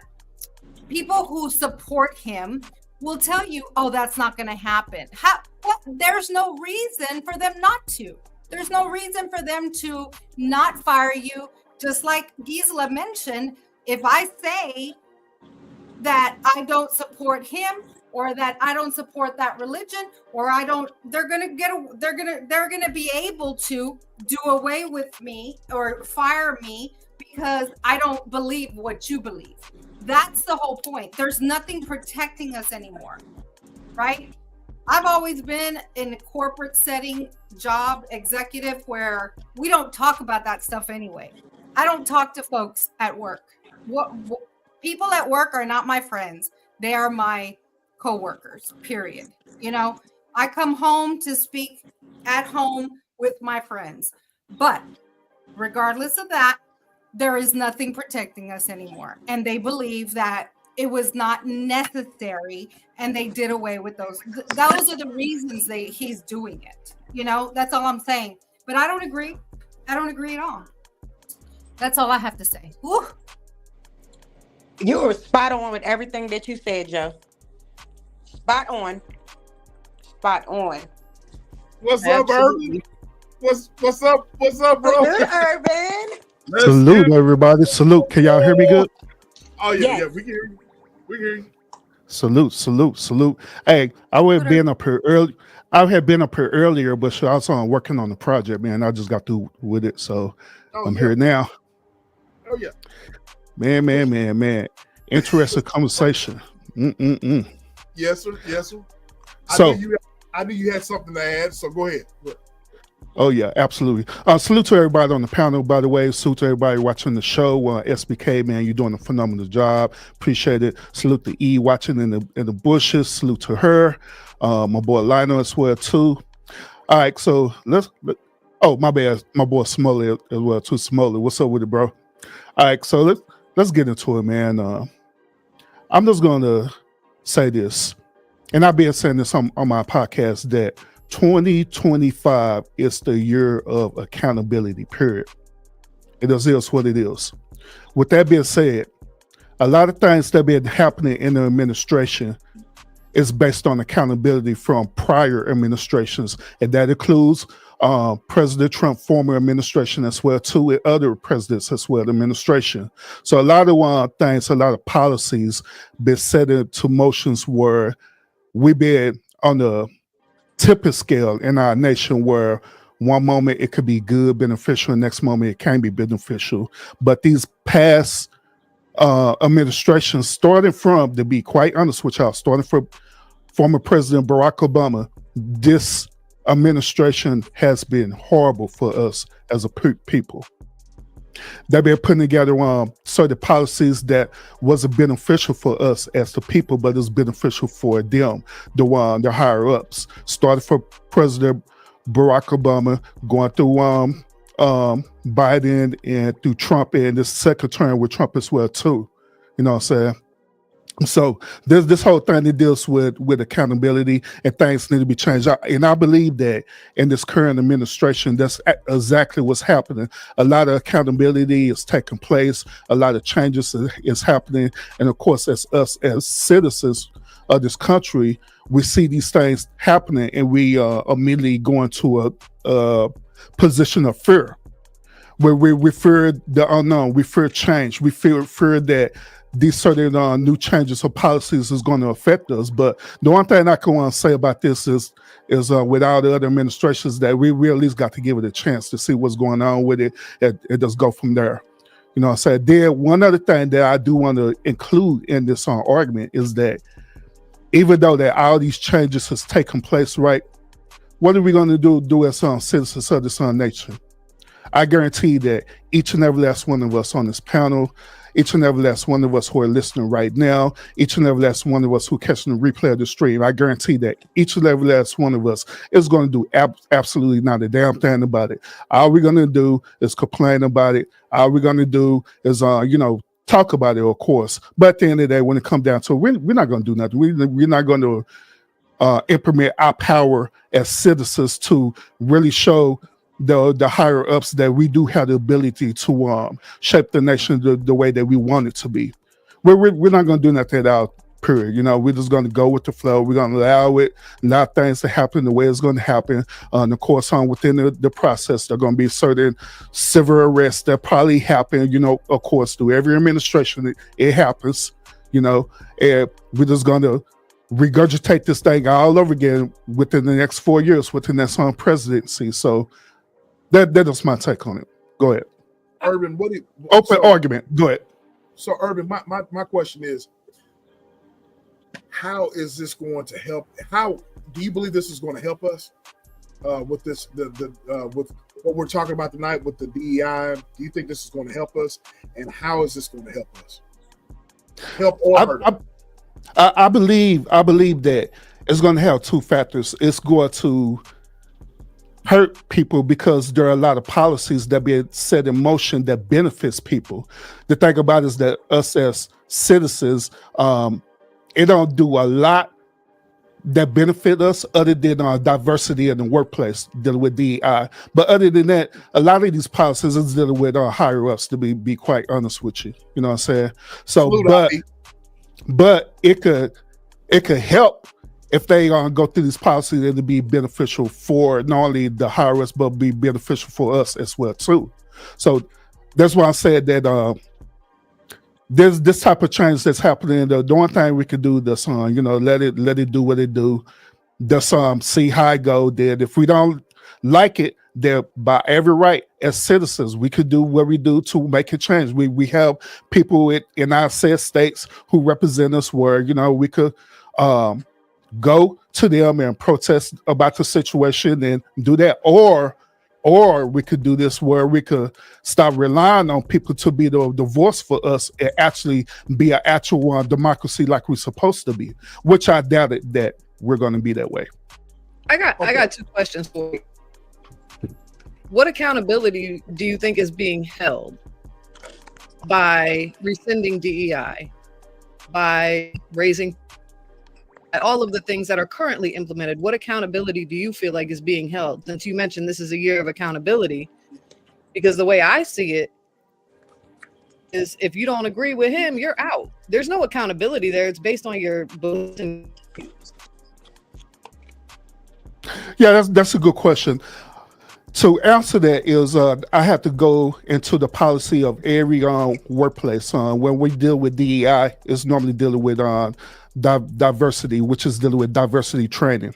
Now, originally, the diversity training, it deals with civil rights or equal opportunities for people, regardless of their race, regardless of their religion, regardless of their physical status, which is if they are disabled or not, regardless of gender originally. But what has happened is that the DEI policy has went into sexual orientation. Now, to be quite honest with you, sexual orientation don't have nothing to do with DEI, period. But the previous administration slowly but steady try to implement sexual orientation into the policy, which don't have nothing to do with that, period. And on top of that, they use a sexual orientation as though a sexual orientation is part of a group or part of a race, when it's not. All it is just people lifestyle preferences.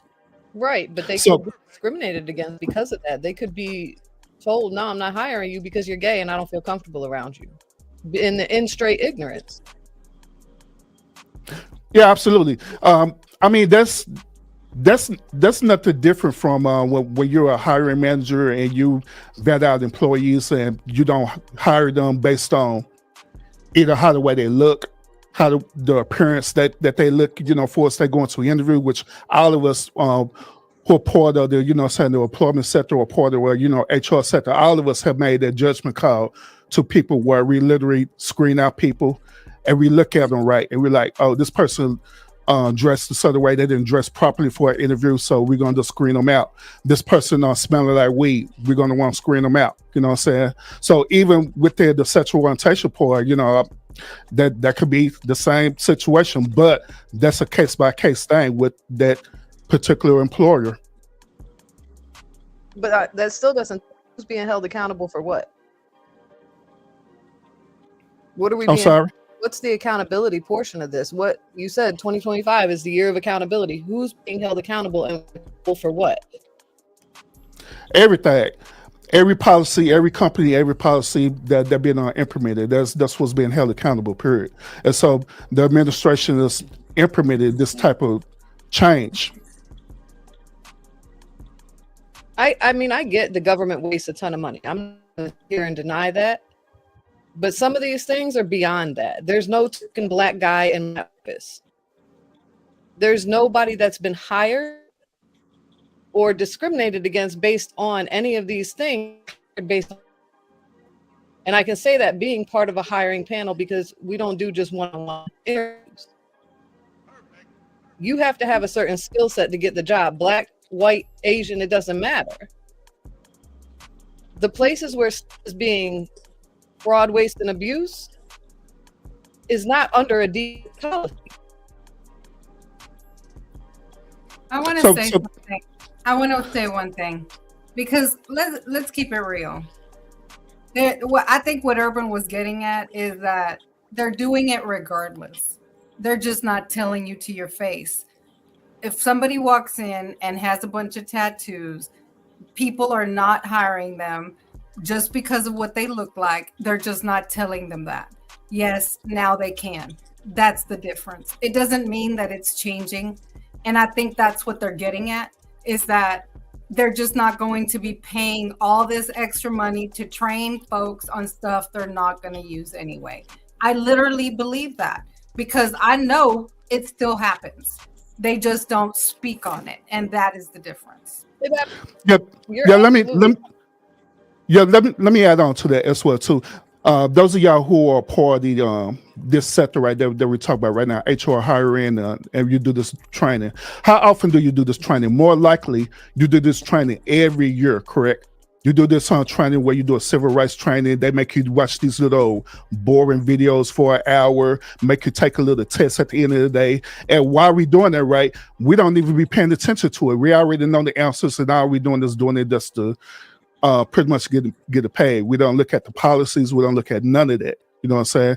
And that's the whole point behind it, is that they're not going to make it a requirement or a standard for you to sit up here and allow your employees to watch videos, which is in reality is just common sense anyway. You know what I'm saying? Whenever you work with people, you just treat people with respect, period, with dignity, respect, period. It don't necessarily have to be federal policy to force you to do something like that when this already should be a standard. Now, you can want to argue and say that, well, this certain worker is not following this policy and standard. Good. You as the employer, you have every right to want to terminate that person due to that. You know what I'm saying? Because what they're doing, they doing all these negative practices that's going to want to disrupt your business, period. You know what I'm saying? That's how I say that. I'm sorry, go ahead. Talk about DEI as a waste. We take HIPAA training every year. We take PII training every year. Is that a waste? I mean, that goes to the same thing I was saying. Even when we do HIPAA and PEI training, the training is not really serious, to be honest with you. Even with the training, son, all we do is watch a video, take a little quiz or whatever. It does be done with it. You know what I'm saying? There's no, you know what I'm saying? They don't take a whole day to explain about HIPAA or PEI or DEI, none of that. Doesn't make you take a training, just be done with it. Just because they're just trying to follow federal policy. Do you think we should get rid of this thing? That's a federal offense if you violate. Yeah, I think that it should be you know, did differently. You know what I mean? I don't think it should be like a federal requirement, but for us, the company itself, if that's something that they want to implement and doing for us, creating a culture of their company, then by all means, do it. All right, and then my second question, since we kind of got off on a little tangent, y'all just going to complain we're not going to do nothing. I could say personally within office now for 4 years to try to write and get into the hands of the right people on the Hill. Personal experience, even if we do all the right things, if we go to the lawmakers, go to the members of Congress and try to introduce legislation, help them do all of the things, it's not going to change during this administration. That's not a fair assessment to say, oh, we're not going to do nothing. It's the fact that it takes so freaking long unless you're one of them.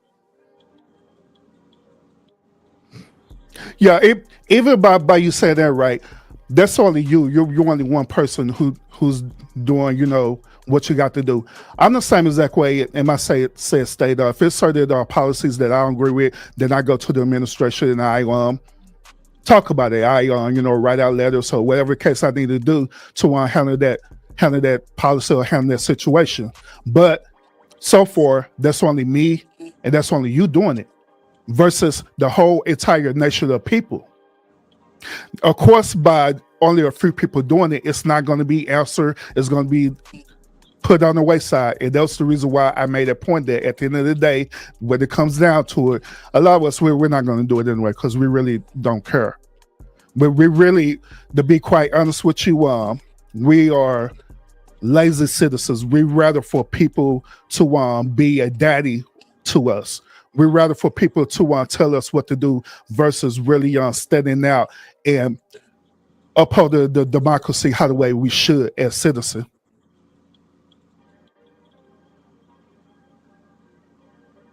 I want to know what, bro. I know you. I hope you don't mind me putting this out there. Well, you know. I know you don't mind. I know you are a staunch Trump supporter. Oh, no.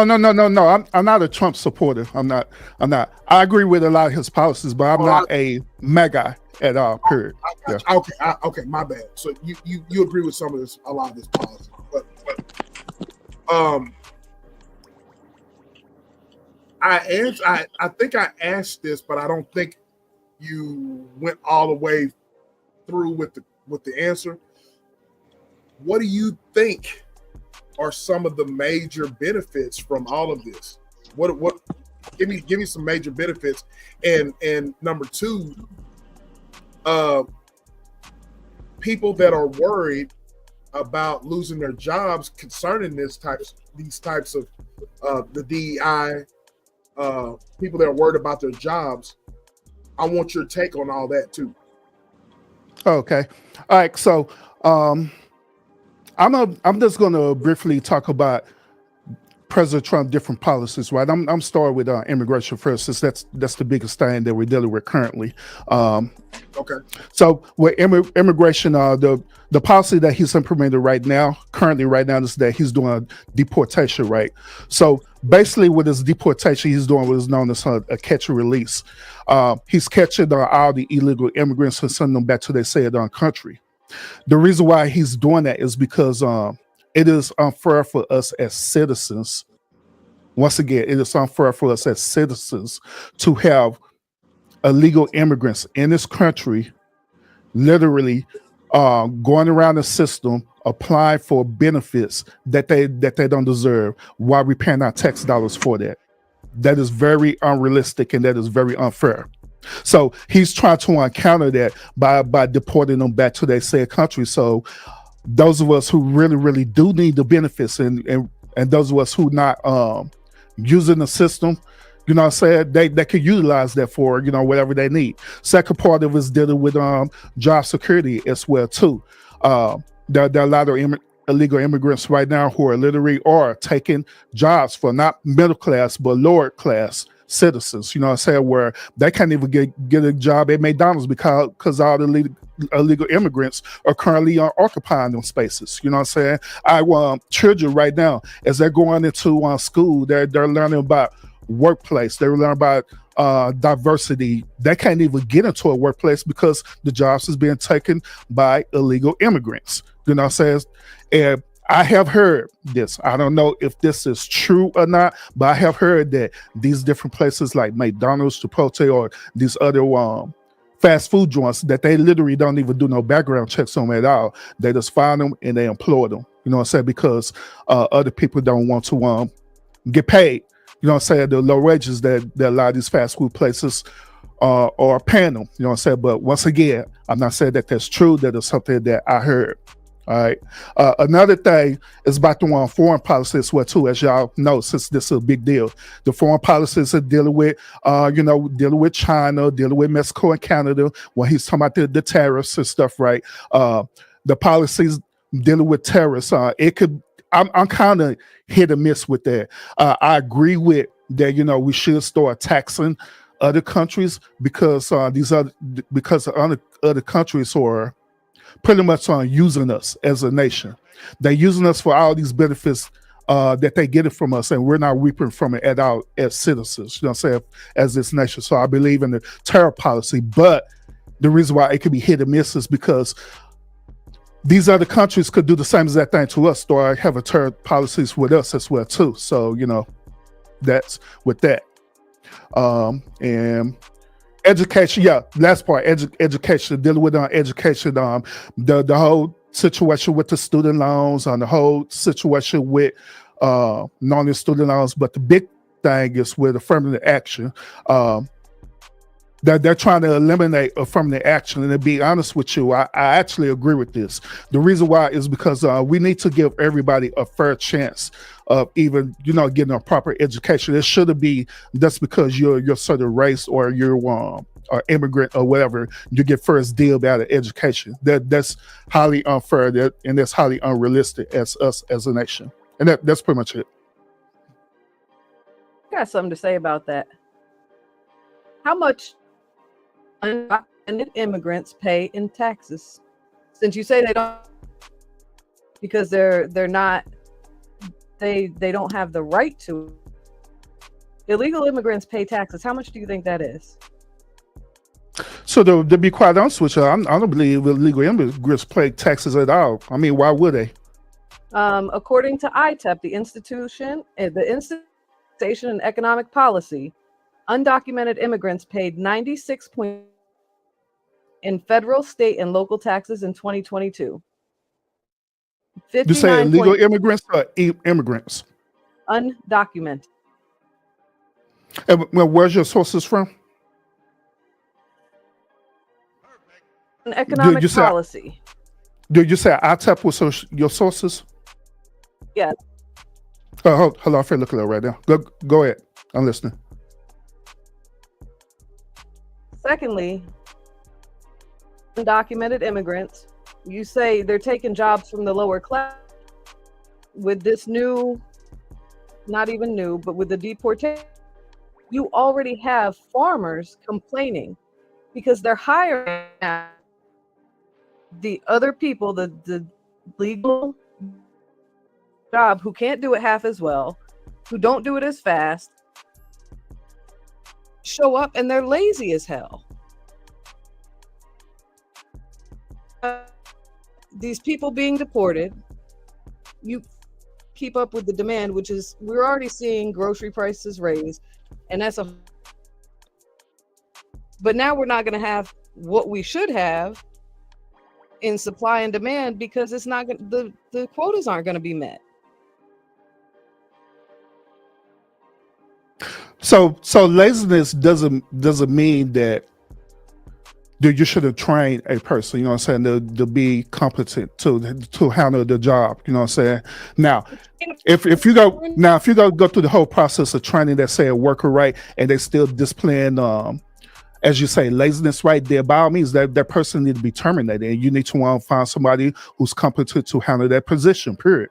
You know what I'm saying? And you can find that through our citizens that therefore, by you saying that, you're literally saying that many of our citizens is lazy. They don't want to do that type of work, period, which that's not true. It is true. They don't show up, or they show up half as well as the people that were doing it before. Let me ask you this question. What is the main complaint about the said workers who are lazy? Well, what are they saying about the reason why they don't want to perform at a high level of doing their job? They're saying that they are ready to go home at efficient. And it's literally people on farmers' lands picking fruit off of a tree. I didn't hear the last part. You just breaking up. I'm sorry. I said it's literally the people that's on farms picking produce, picking stuff out of the ground, picking stuff off of trees. It's not a difficult task. Okay. And so once again, what is their main complaint about that? What caused them to not perform? What is the main complaint that they say that caused them to not perform at an official level? I don't know what the workers I tell you the main complaint. The main complaint is dealing with, first of all, is dealing with pay, obviously. The second complaint is dealing with for us like work hours as well too. Some of them believe that if we work in these certain hours and we're doing this certain labor work, that we should be getting paid more for the services, which that's a valid argument. You know what I'm saying? It's So a valid argument, but you had people doing this before. Just said. I didn't hear you get just breaking up. Said you're right. Pay is a valid complaint, but you had people doing it before for the pay that they were being given with the hours they were given, and these, again, like I said, and gave you the source. These people, not all of them. I'm not going to sit here and say every undocumented immigrant is paying taxes, but they do pay a significant amount. Gotcha. And I'll still look for the source. So I was trying to Google while I was talking to you. I think did you put it in back chat? Yeah, you put it in back chat right quick. I'll check it out. But just like I say, that's one of the main reasons why an American citizen is complaining about that, is because of the pay. And guess what these businesses do? Instead of the go ahead and compensate the people for what they work, they decide to go behind, right, and hire non-immigrants. They hire non-immigrants because they don't have to pay taxes on them. They don't have to pay medical benefits, the employer paid benefits for them or nothing like that. You know what I'm saying? And they could pay them a lower wage as well too, and make them work longer hours as well too. While the American citizen, they know the law, they know how the way the law works, they know how labor laws work, and when they complain about it, then that's when they're trying to terminate their employment and find somebody who wants to do the work for less of the money. That ultimately what it boils down to, and therefore that's why they end up hiring these illegal immigrants to do the job. So just like I say, like I stated earlier, my argument is for your accountability, even for these businesses that's doing these practices, that they need to no longer do that. They need to be held accountable. They need to allow the American citizens to be employed at they say a company and pay them the wages that they deserve, period.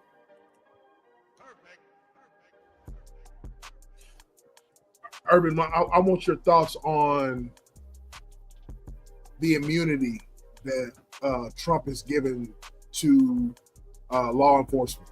What are your thoughts on that?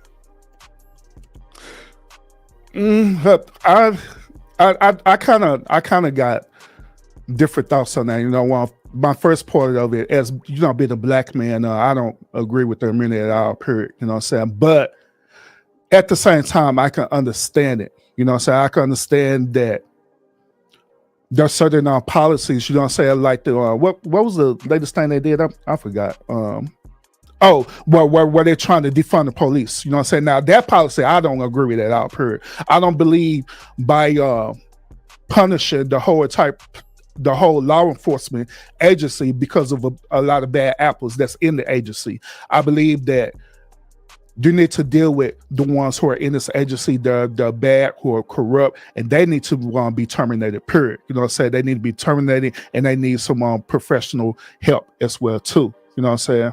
But y'all need to punish the whole law enforcement agency in doing that. Oh, she put the link in the Yep. back. Yeah, I'm looking at it right now. Okay. Gisela being ex-military, being in with our armed forces, what are your thoughts on that? And then Joe, I want your thoughts on it. On the police thing? Yeah, about the immunity. Trump's. But they already got it. They get away with whatever they want anyway, and leave when they're wrong. You very rarely see them get fired. They'll get stuck on a desk for a few years. I don't agree with it. Absolutely, 100% do not agree with it. But it's already happening. It's just now it's on paper. Right. Joe, I know you have something to say on this because you have a son that's black. Give me your thoughts.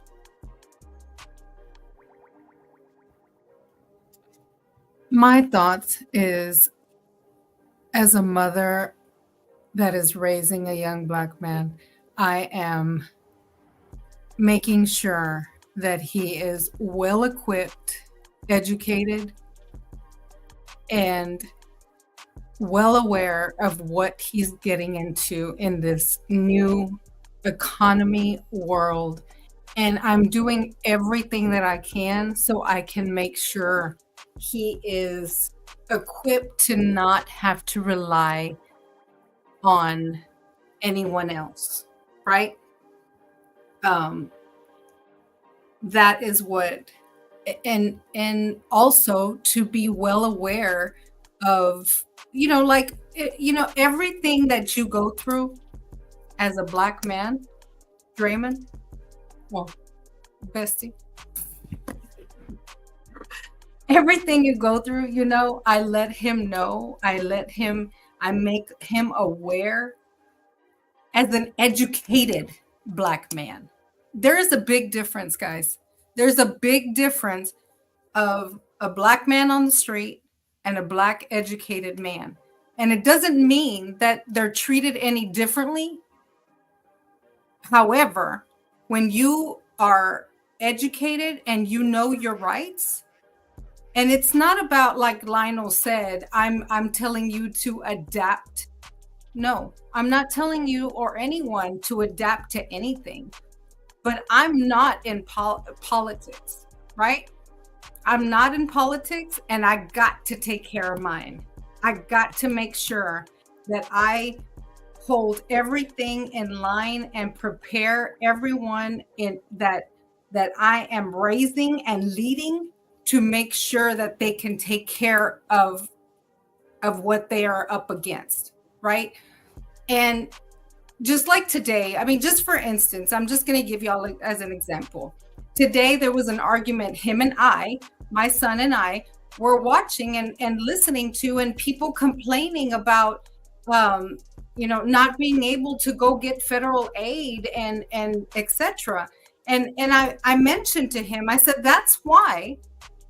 And I'm not to give so much of what I do in preparing, investing, and everything that I'm educated myself and him on is investing in for currently and for the future, because you don't know what will happen tomorrow. So I don't want, I am as a single mother who has never received any kind of aid for my son, any child support, and I aligned it that way. So nobody can tell me that, I don't complain and sit about what anybody else is not giving me. I am going out there, picking up my big girl panties and getting it on my own and learning how, if I can't, right? You cannot in this world, and that's what we're walking into right in our face. You cannot expect anybody to give you anything. And we can't be complaining about what they're not trying to give us, because they're not going to give it to us. We need to get out there and get it ourselves.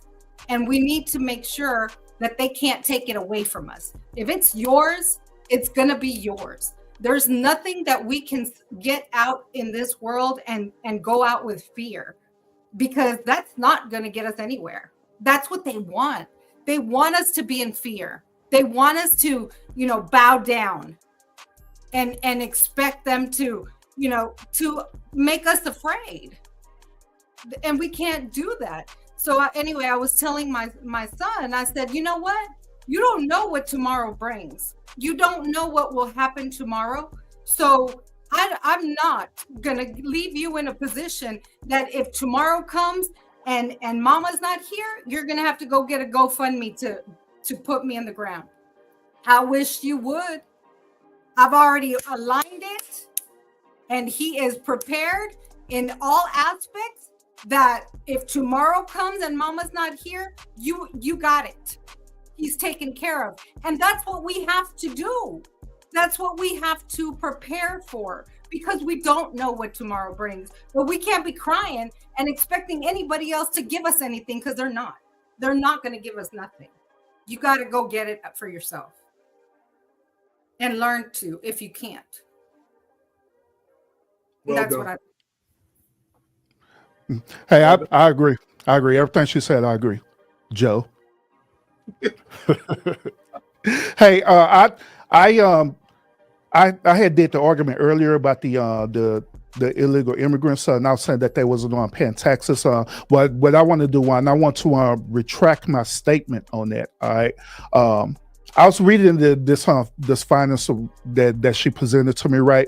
And so the finance is actually true. And I also went through the Pew Research Center while Joe was talking. I want to research even deeper. Now, these finance is dealing with undocumented, meaning that they'll come over here on a work visa. You know what I'm saying? They'll do a work visa, then they go back to their said country, then they'll repeat the process all over again. But what the United States is doing is that they're documenting the money that's being spent while they're doing that. In other words, they're taxing them while doing that. And that's where these finances coming from.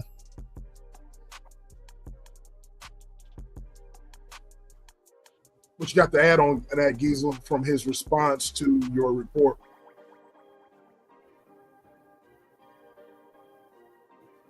Oh, hold on. I just got. You said all of the ones that are paying the taxes are on work visas.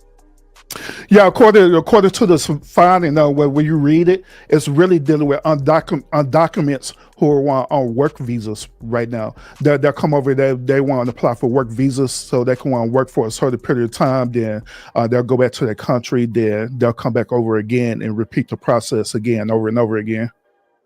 That's in what I sent you? I'm sorry? That's in what I sent you?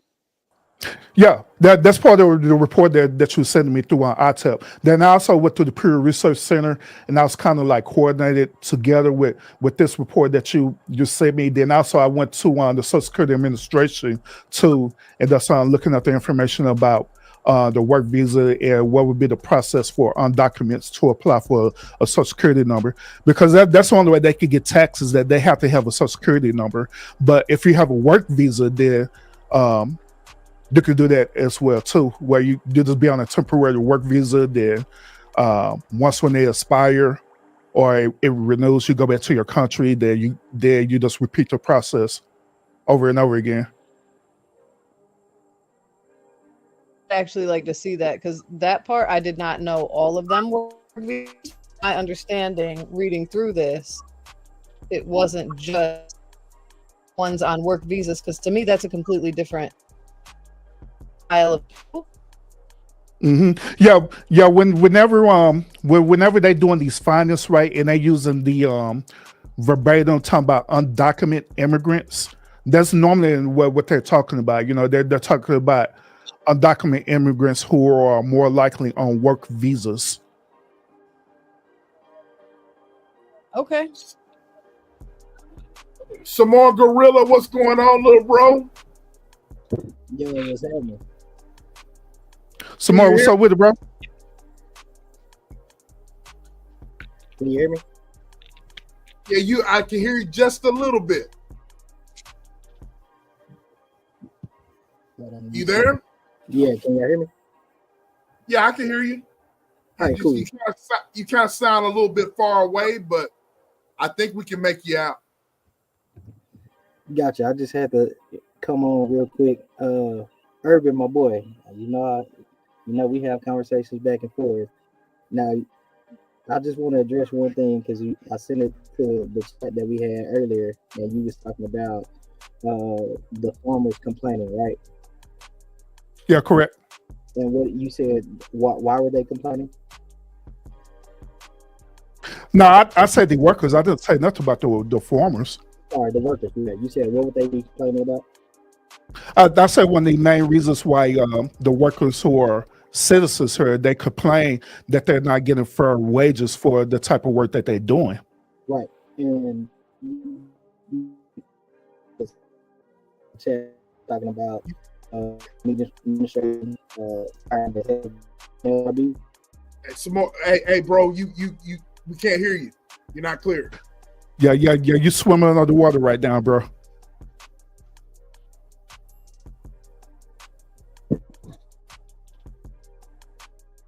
He gonna come back up. He's dropped down. Well, oh.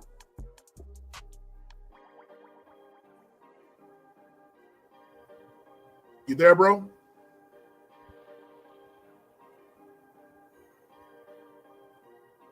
Can you hear?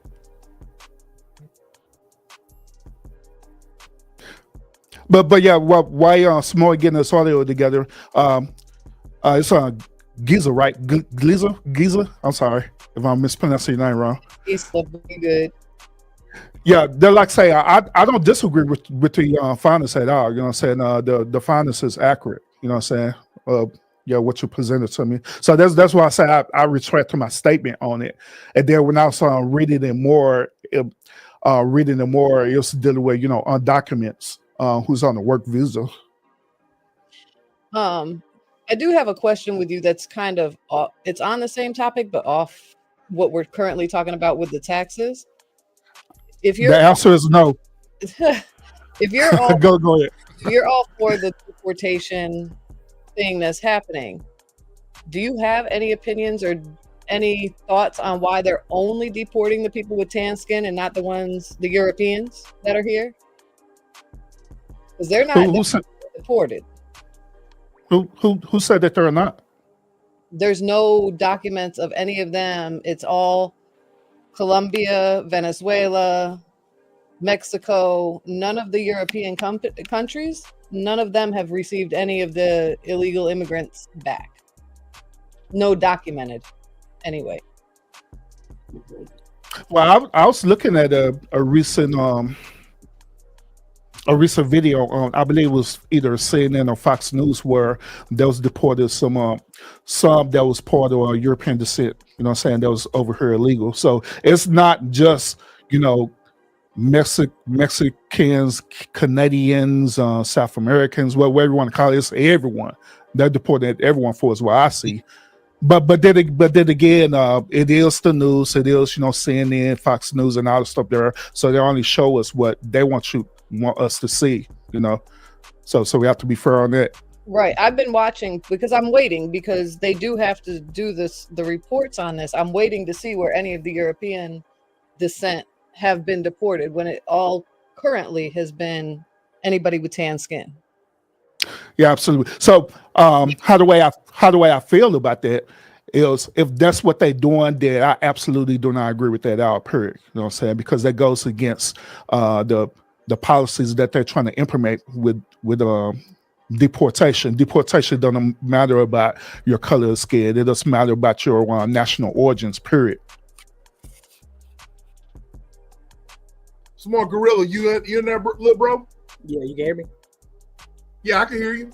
Yes, I was asking Urban when we talk about the workers complaining about wages and complaining about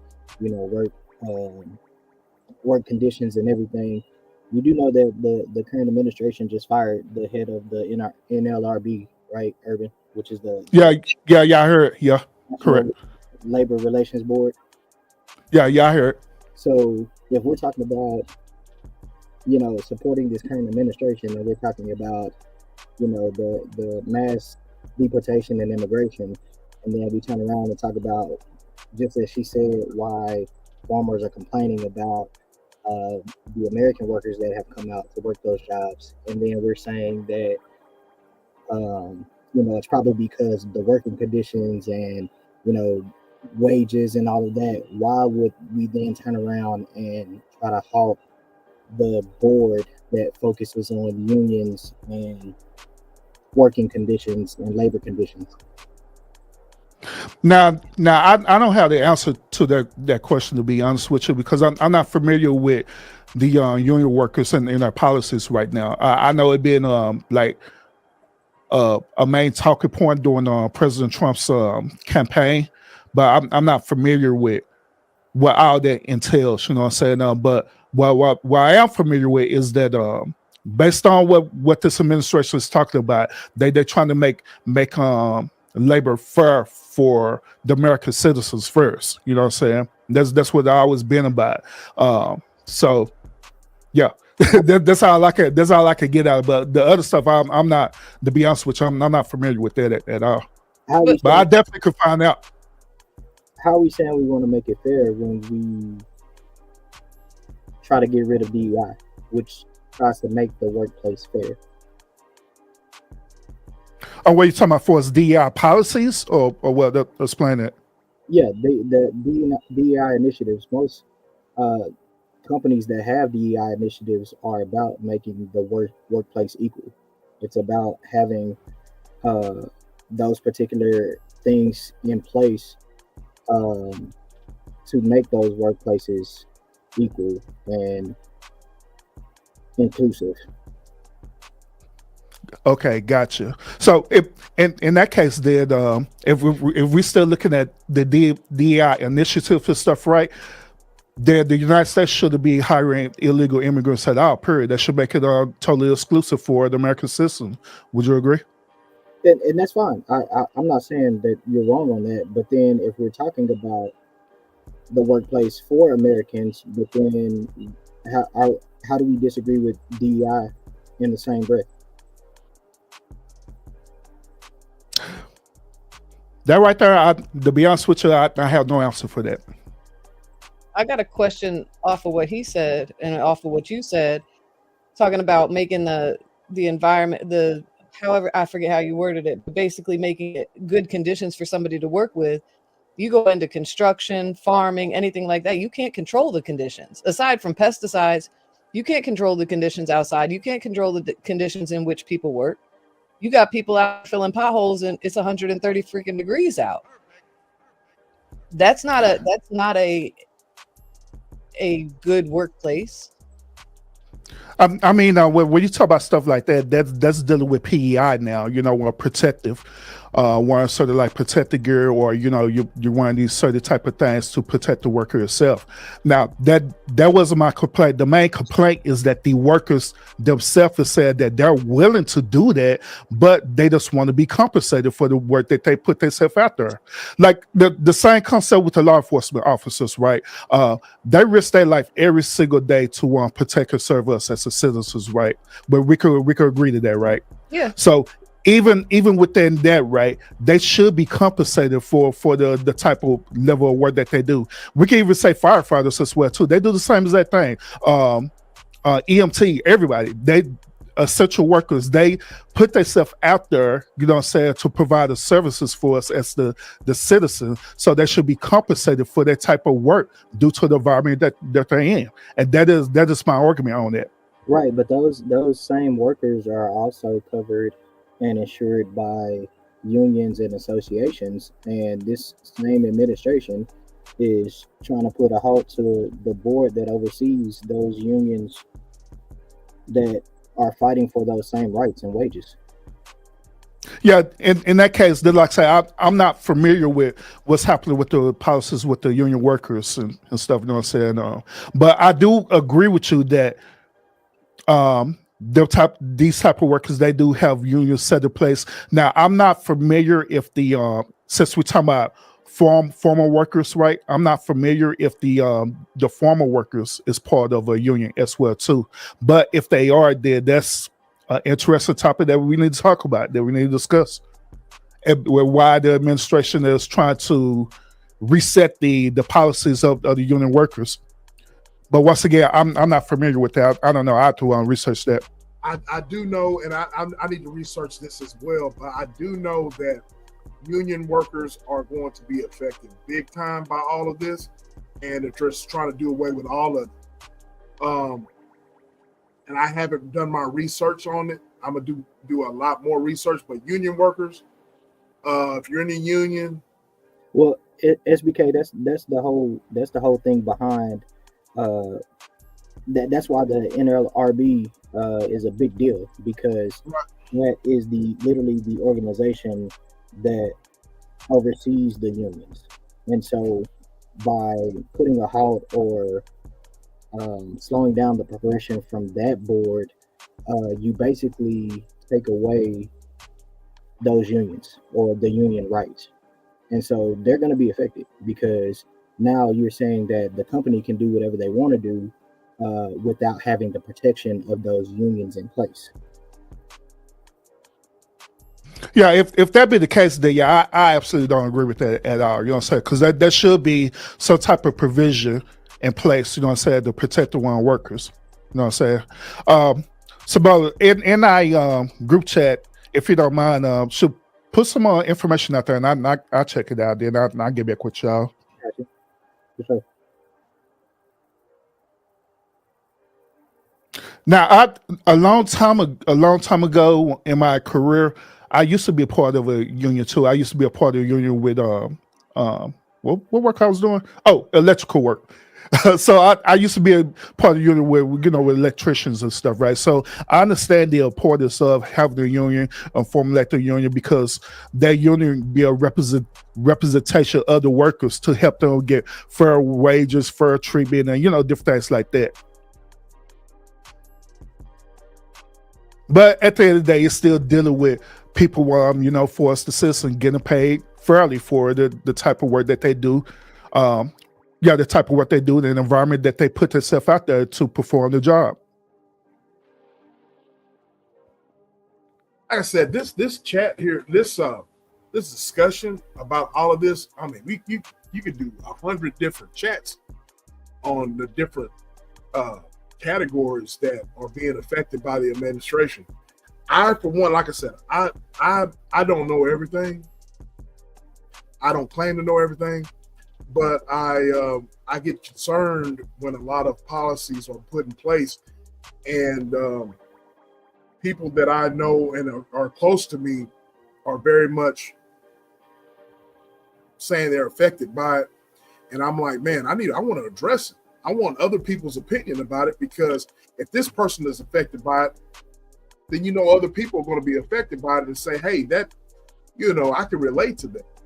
You know what I'm saying? So, and I know, like I said, Urban, I know you're, close with HR. Me, I work closely with HR, with hiring, and of course, doing the right thing. HR regulates a lot of different things. You have to do things the right way when you're working closely with HR. You can't say anything that you want to say to someone. You can't do certain things. You just can't. Well, right now, you just can't fire people for no reason at all. But with the current administration and with the DEI initiatives that are going away, it makes me wonder how companies are going to approach stuff. You know what I'm saying? So that's the reason why I agree with the federal judge putting a halt on it, because it needs to be clear of what type of DEI policies that's going to be get rid of, and it need to be clear what type of DEI policies that's going to stay. Because if you do it this as a whole, then that's not going to work at all, period. Because it's going to open up the doors to so much negative behavior in this nation. I agree. And that's my thing, guys, is that it's going to, like you just said, you just hit it right there, Urban. It's going to open a floodgate of things, and a whole bunch of nonsense is going to come into play when you just eliminate the whole thing, because people are just going to take advantage of stuff. You know what I'm saying? And that's what worries me. Okay, and I just want, I'm like, man, I want clarity on what he's trying to, of why he's trying to take that away. For example, the 2 planes that have crashed. He immediately has said that that's because of DEI. Why would he say that? Why is there? Why did there's no? I don't understand. I just don't understand. Go ahead. I'm gonna be real with y'all. Y'all not gonna agree with this, is all period. But I believe the reason why he said it, because that dude was trolling like ain't nothing. He should have said it. You know what I'm saying? I agree. He should not have said it out, but I just believe that dude was separate trolling. one main component about Trump is that he purposely say inappropriate things to stay relevant. You know what I'm saying? This is just like how it is on YouTube. Sometimes people say inappropriate things or they do inappropriate things to stay relevant. You know what I'm saying? I So agree. Yeah, But I agree with you.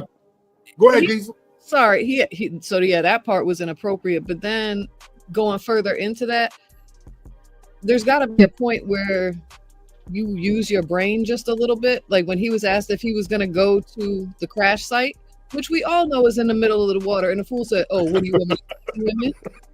Like that shows so much lack of empathy and just being a good human being. Everybody on the 3 people on the helicopter and everybody on that flight died. And that's Mhm. that you want to put out to the public. Had they released the information of all of those who died yet? Because they showed it's taking a long ass time doing it. I haven't seen anything yet. They haven't said everybody who's died. They did mention a few. There was several children and their parents and coaches. It was a figure skating thing. That Yeah, in Russia. Mhm. 3 military members. But they have not disclosed all of the people that died on that flight. And I don't know Yeah. I don't know that they've reached all the family yet, so I don't know that they can. Yeah, but once again, I agree with him separate trolling the reporters like he was doing, saying that appropriate thing like, well, should what I would do, should we can't go there, swim and fish about whatever the crazy thing you say. I don't agree with that at all. Period. That's kind of wild. But a lot of us we have this expectation that Trump should be like other presidents, you know what I'm saying, other presidents in the administration, you know, like Biden, Obama, and all the rest of them. But you got to understand this about Trump. Even though Trump is a part of, you know, a lot of this political stuff, Trump mindset is not a political his mindset is not a politician. His mindset is a businessman. So the things that he do, that's what we're businessmen do, to be honest. Is it appropriate? Hell no, it's not. That's like, you know, you're working at your job, right? And we are all agree with each other, and your CEO to say something that's totally out the wall stupid. It's the reason why, because they have a businessman mindset. You know what I'm saying? They don't have a lot of empathy for people. You know what I'm saying? As long as it's not affecting their money, then they're not gonna have a lot of empathy for people at all. Period. But when they do affect their money, then that's when they start, you know, showing some type of empathy. You know, if that makes any sense. And I'm not, like I said, I'm not giving him a pass. I'm not giving him a pass for his behavior, because he need to be held accountable for that. You know what I'm saying? But no, at the same time, I'm just throwing a different perspective out there about why he do what he do, but why he say what he say. Yeah, Joe says the president of the free world should be representing the U.S. citizens and care about his citizens, sir. Hey, and I agree with that. I agree. But you know, hey, it's Trump. It's Trump. So Okay, I want both of you guys' opinion about this. It's kind of off subject, but it's kind of ties in. I want y'all's two opinion about Elon Musk. Why did he get put into the position that Trump put him in, and why is he so vested in running this country, or I should say run this country, but in having a voice in this country and being the muscle, Money. the financial muscle? Money. That's all it is for him. It's money and exposure. yeah, I agree. It's about money, exposure. It's about influence, and the bigger component that we got to look at is that for the longest they've been doing this space initiative where for some strange reason they want to break out of the firmament. I don't know why this a thing, but they want to break out of the firmament so they can want to go up to Mars and have a colony out there in Mars, so it can be like Star Trek. Why this is such a huge issue with them? Have no idea. But I have heard speculations that is dealing with global warming and all the stuff there that because they believe that it's going to come upon the time where the sun is going to issue out such a solar flare where it's going to literally like destroy the world. And so they try to prepare themselves for that by colonizing the other planets such as Mars or wherever the case may be, allegedly.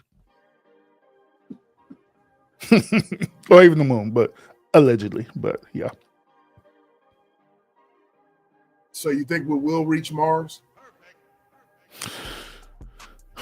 Not in this lifetime. I don't think they're gonna do it because they've been trying so many times. Elon Musk been throwing his little penis-shaped rocket ships up there every single day. That they get knocked right on back down every single day. So I don't.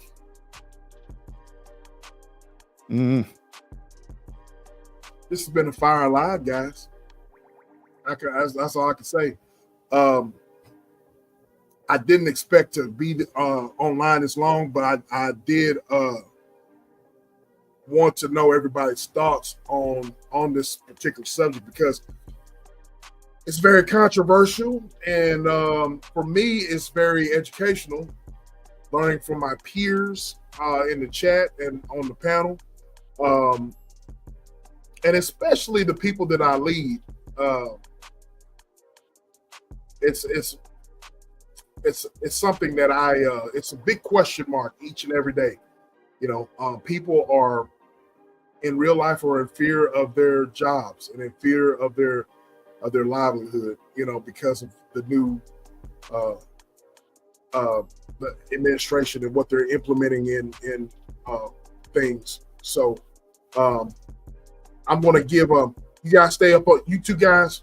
Let me get some final thoughts from you two guys, but I'm gonna give some more commercials. And then we will end this thing. But I want some final thoughts from you guys. Gisela, you think of your final thoughts now, and we'll come back. All right.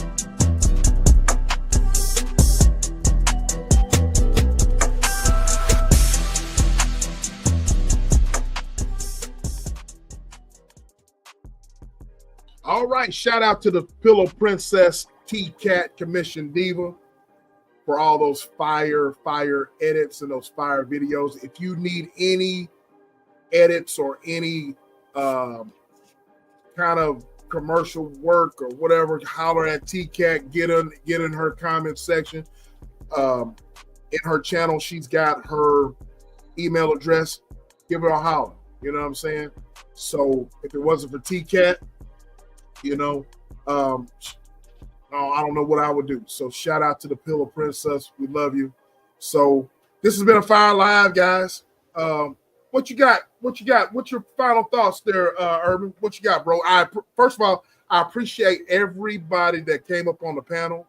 Samora Gorilla, Urban, Gisela, Joe.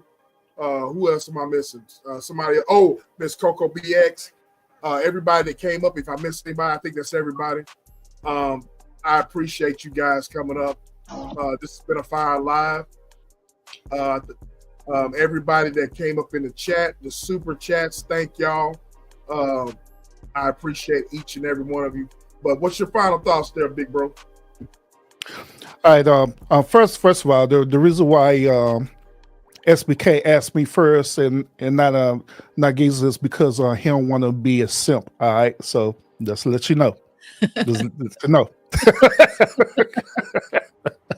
but now shout out to you, SBK. I enjoy myself like always, man. I was listening to the whole show in the bushes while I was working on the project and stuff. I was like, man, I need to get up here because nobody's not giving no pushback on this at all. Period. You know?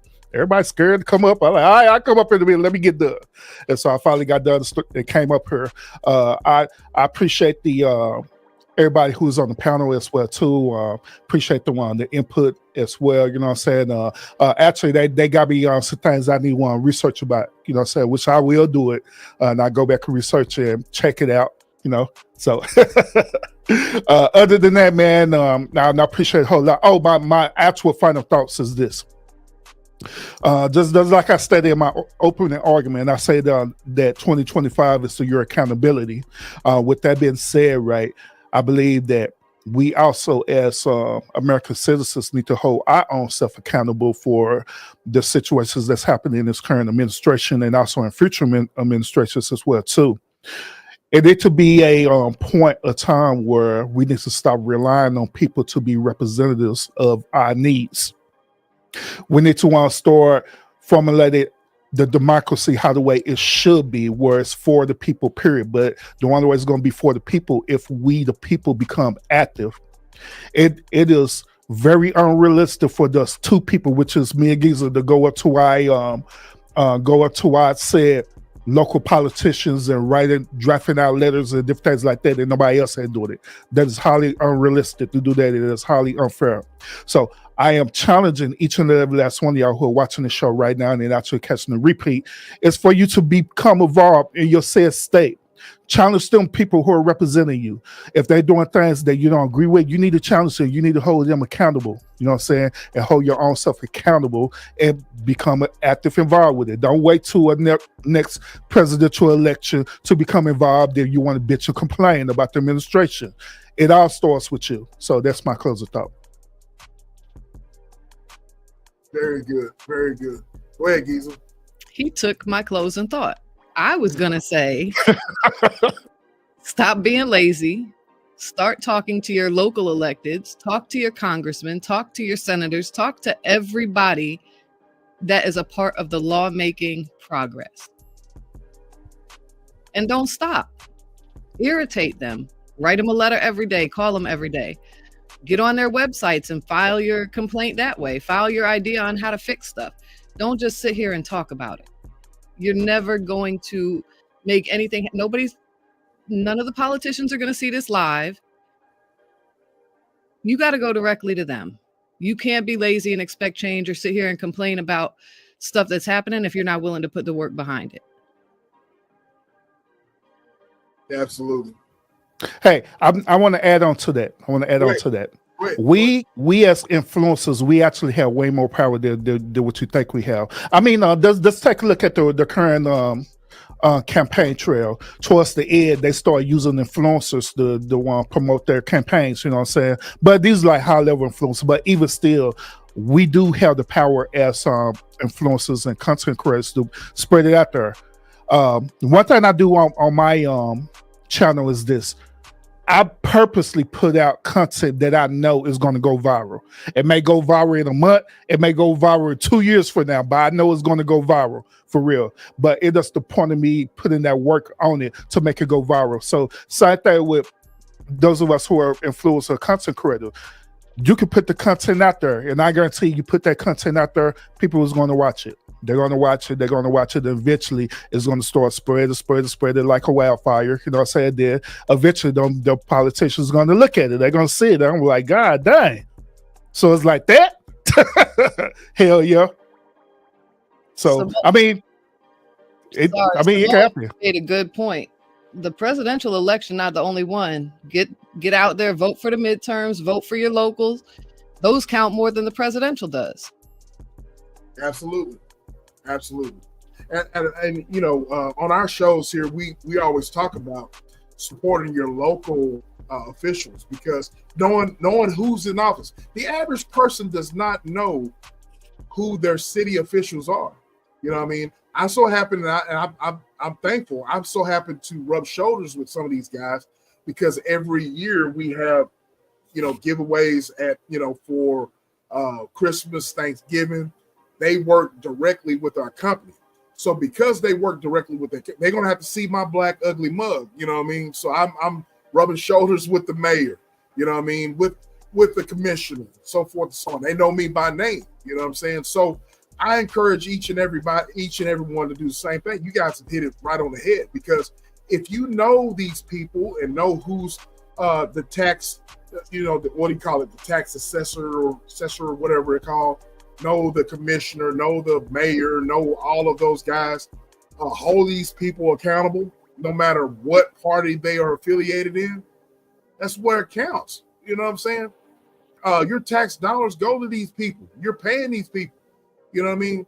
I cannot stand when someone says this. Well, my vote doesn't matter. I can't stand when people say that. You know what I mean? I just don't understand. But anything else you guys want to add? Urban, what you got going on? You got any live plan or anything big plan on your channel that we need to tune into? Hell yeah. So I had did a recent podcast about talk about the young lady who's a rapper, and she was overweight, right? And she was suing Lyft, right?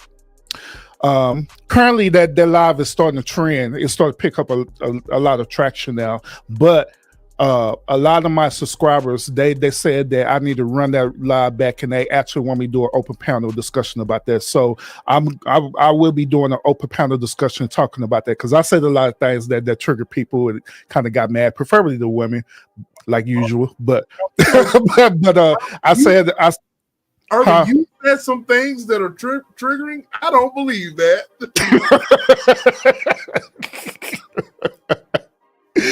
But you know, it is what it is. It is what we do. But yeah, so I said some things. You know, of course, on Lionel, you know, he say his thing too. But Lionel's so innocent. Yeah, we innocent, bro. Man, I don't know what their problem is, but you know, it is what it is. But we're going to run it back. I'm gonna actually do an open panel discussion talking about that. Since that's what everybody's want me to do, so that's what I'm gonna do with that show. And I got other shows planned as well too in the future. So those of y'all who are sub up to my channel, make sure you set your notifications when I go live. Those of y'all who not sub up to my channel, you are missing some great, phenomenal things happening over there at the lounge. If you enjoy content over here at SBK, you most definitely gonna enjoy the content over there at the House of Urban Lounge podcast. You may leave mad, but you'll come back for more, like people do. I concur with that. If you are enjoying tonight's content, Urban is similar to me, but Urban is a little bit more flamboyant. Now I won't say flamboyant. He says some things are controversial, but I don't consider the things that he talks about controversial. But it's a lot of healthy banter, as Sis and I always say over at the lounge. And I appreciate all the folks from the lounge coming over here and supporting me, like Scorpio Mama. I saw Gertrude, of course, Lionel. I appreciate all the dear folks from the lounge coming over and supporting me, man. I much appreciation. Oh yeah, we got his Joe's pinned his link. Y'all go subscribe to my boy Urban Lounge podcast. He just goes live just about every day. Sometimes he has pre-recorded live. Sometimes he just pops up and does live, but it's always lit over there at the Urban Lounge podcast. So you guys go over there, and if you subscribe to me, please go subscribe to him. Subscribe to Thrive and Glow with Joe. Please go subscribe to her. My boy Samoan Gorilla has a podcast, 2 Cents You Cause It. Him and his boy, they have some, man, they go live and they got some fire content. You guys go and sub up to him. Please subscribe to my sis. It's just ETV. And as I said at the beginning of the show, her and myself have a show called Tap In. It will be we're going live on the 7th. On the 7th of this month, we will go live, and it has its own channel, its own podcast now. So if you have not subscribed to us to Tap In Podcast, go and subscribe to Tap In Podcast every Friday night at 8 p.m. Central Time.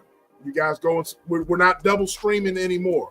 It used to be, I would double stream, I would stream, she would stream, but we have our own show. You know what I'm saying? So the goal of that show is to get. It would be awesome if we got that show monetized. You know what I'm saying? So we're doing some big things over here. You know what I mean? Go subscribe to my boy Lionel, a very talented artist. He's into anime. He has books he's written. Very talented brother. You know what I'm saying? Very proud of that young man. You know what I mean? He might be he's a joker and he's a prankster and so forth, so on. But that young man is very, very much intelligent. And he has a head on his shoulder. He has put out several books. So you guys go and subscribe to my brother Lionel Suggs. He has some great things going on. And of course, if you have not hit the like button, hit the like button, man, and subscribe to your boy SBK. And if you're a member, if you haven't become a member, man. You know what I'm saying? I got some t-shirts coming.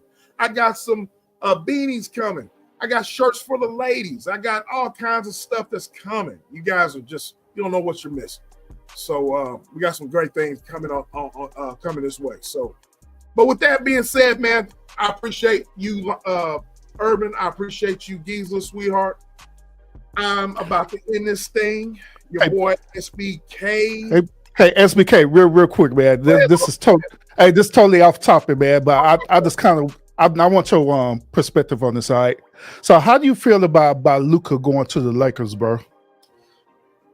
I was just talking to a customer of mine today about that, and I feel that if Mark Cuban was still in position, that would have never happened. But I feel like there's no excuse now why LeBron should get some more rings. You know what I'm saying? I feel that LeBron, that was initiated by LeBron, that was pushed by LeBron, and LeBron has always wanted to play with that dude. And I feel like once again, I feel like that's not an excuse now for those guys to go and get several championships. You know what I'm saying? Mm-hmm. So that's my opinion. At first, when I looked at the news, I didn't believe it. And then I started researching. I'm like, what the hell? Then I started doing more. Start doing more research. I'm like, oh man, that's all LeBron. You know, LeBron orchestrated that behind the scenes, and did all that. But now, us in Dallas with the Mavericks, to answer your question, bro, I don't know what. I don't know the future now for Kyrie. That's the big question. You know what I'm saying? Those two were really good together, in my opinion. They just needed a strong big man. Now I don't know what the future holds for Kyrie. I think Kyrie is out the door if they don't compensate for Luka. And I think it's going to be some more changes, some more big splashes here. We got what's his face that came, but I don't. That's not the answer. Yeah. AD, man. Yeah, got AD, but I don't feel like he's he's too old and he's you know. What are your thoughts about that? Man, I feel the same way. I feel that LeBron he orchestrated that a lot for it to happen the way that it did, as fast as it did too. You know what I'm saying? So, and another part of that too, I believe that Luka was not happy in Dallas at all, because at the end of the day he wanted to win a championship. So the best way for you to do that is to be a part of a team that you know you're going to win. No different for what LeBron do. But you know, it's neither here nor there. But I just want your perspective on that. Oh yeah. Well, you know what time it is, Urban. That's all LeBron. You know, that's LeBron has that. And you brought out a great point. How quick that was. You know, but you see Steph. You know, Curry. He's not going anywhere. In Golden State, I feel like the reason why he's staying. Is because he has a chip on his shoulder and he wants to make it known that all the rest of you ninjas are leaving. I'm still the man over here, and I'm going to show you ninjas that I can win without doing the whole LeBron thing, going from back and forth. So I feel like they should make some moves over there in Golden State to get that man another championship. You know what I'm saying? He's still playing at a high level. He's older, but he's still playing at a high level. LeBron, with all the steroids he's taken, he's still playing at a high level.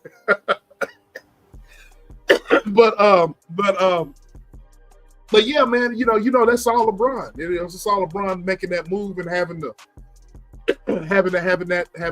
say so in there. You know. So. Yeah, absolutely. I agree. So yeah, we'll see how it is, especially with Dallas, man. Because I don't know if Kyrie gonna be able to carry that team without Luka. It'd be different if it would be like a really, really good trade. But that trade with AD, man, I was like, like what? I'm gonna tell you, Urban, when I saw it, I was like, what the hell? Am I looking at this right? And then I started, doing research. Like, damn, you know what I mean? They really got rid of Luka. Yep. You know what I mean? But Luka is, like you said, I totally agree with everything you just said. Luka is he wants to win a championship.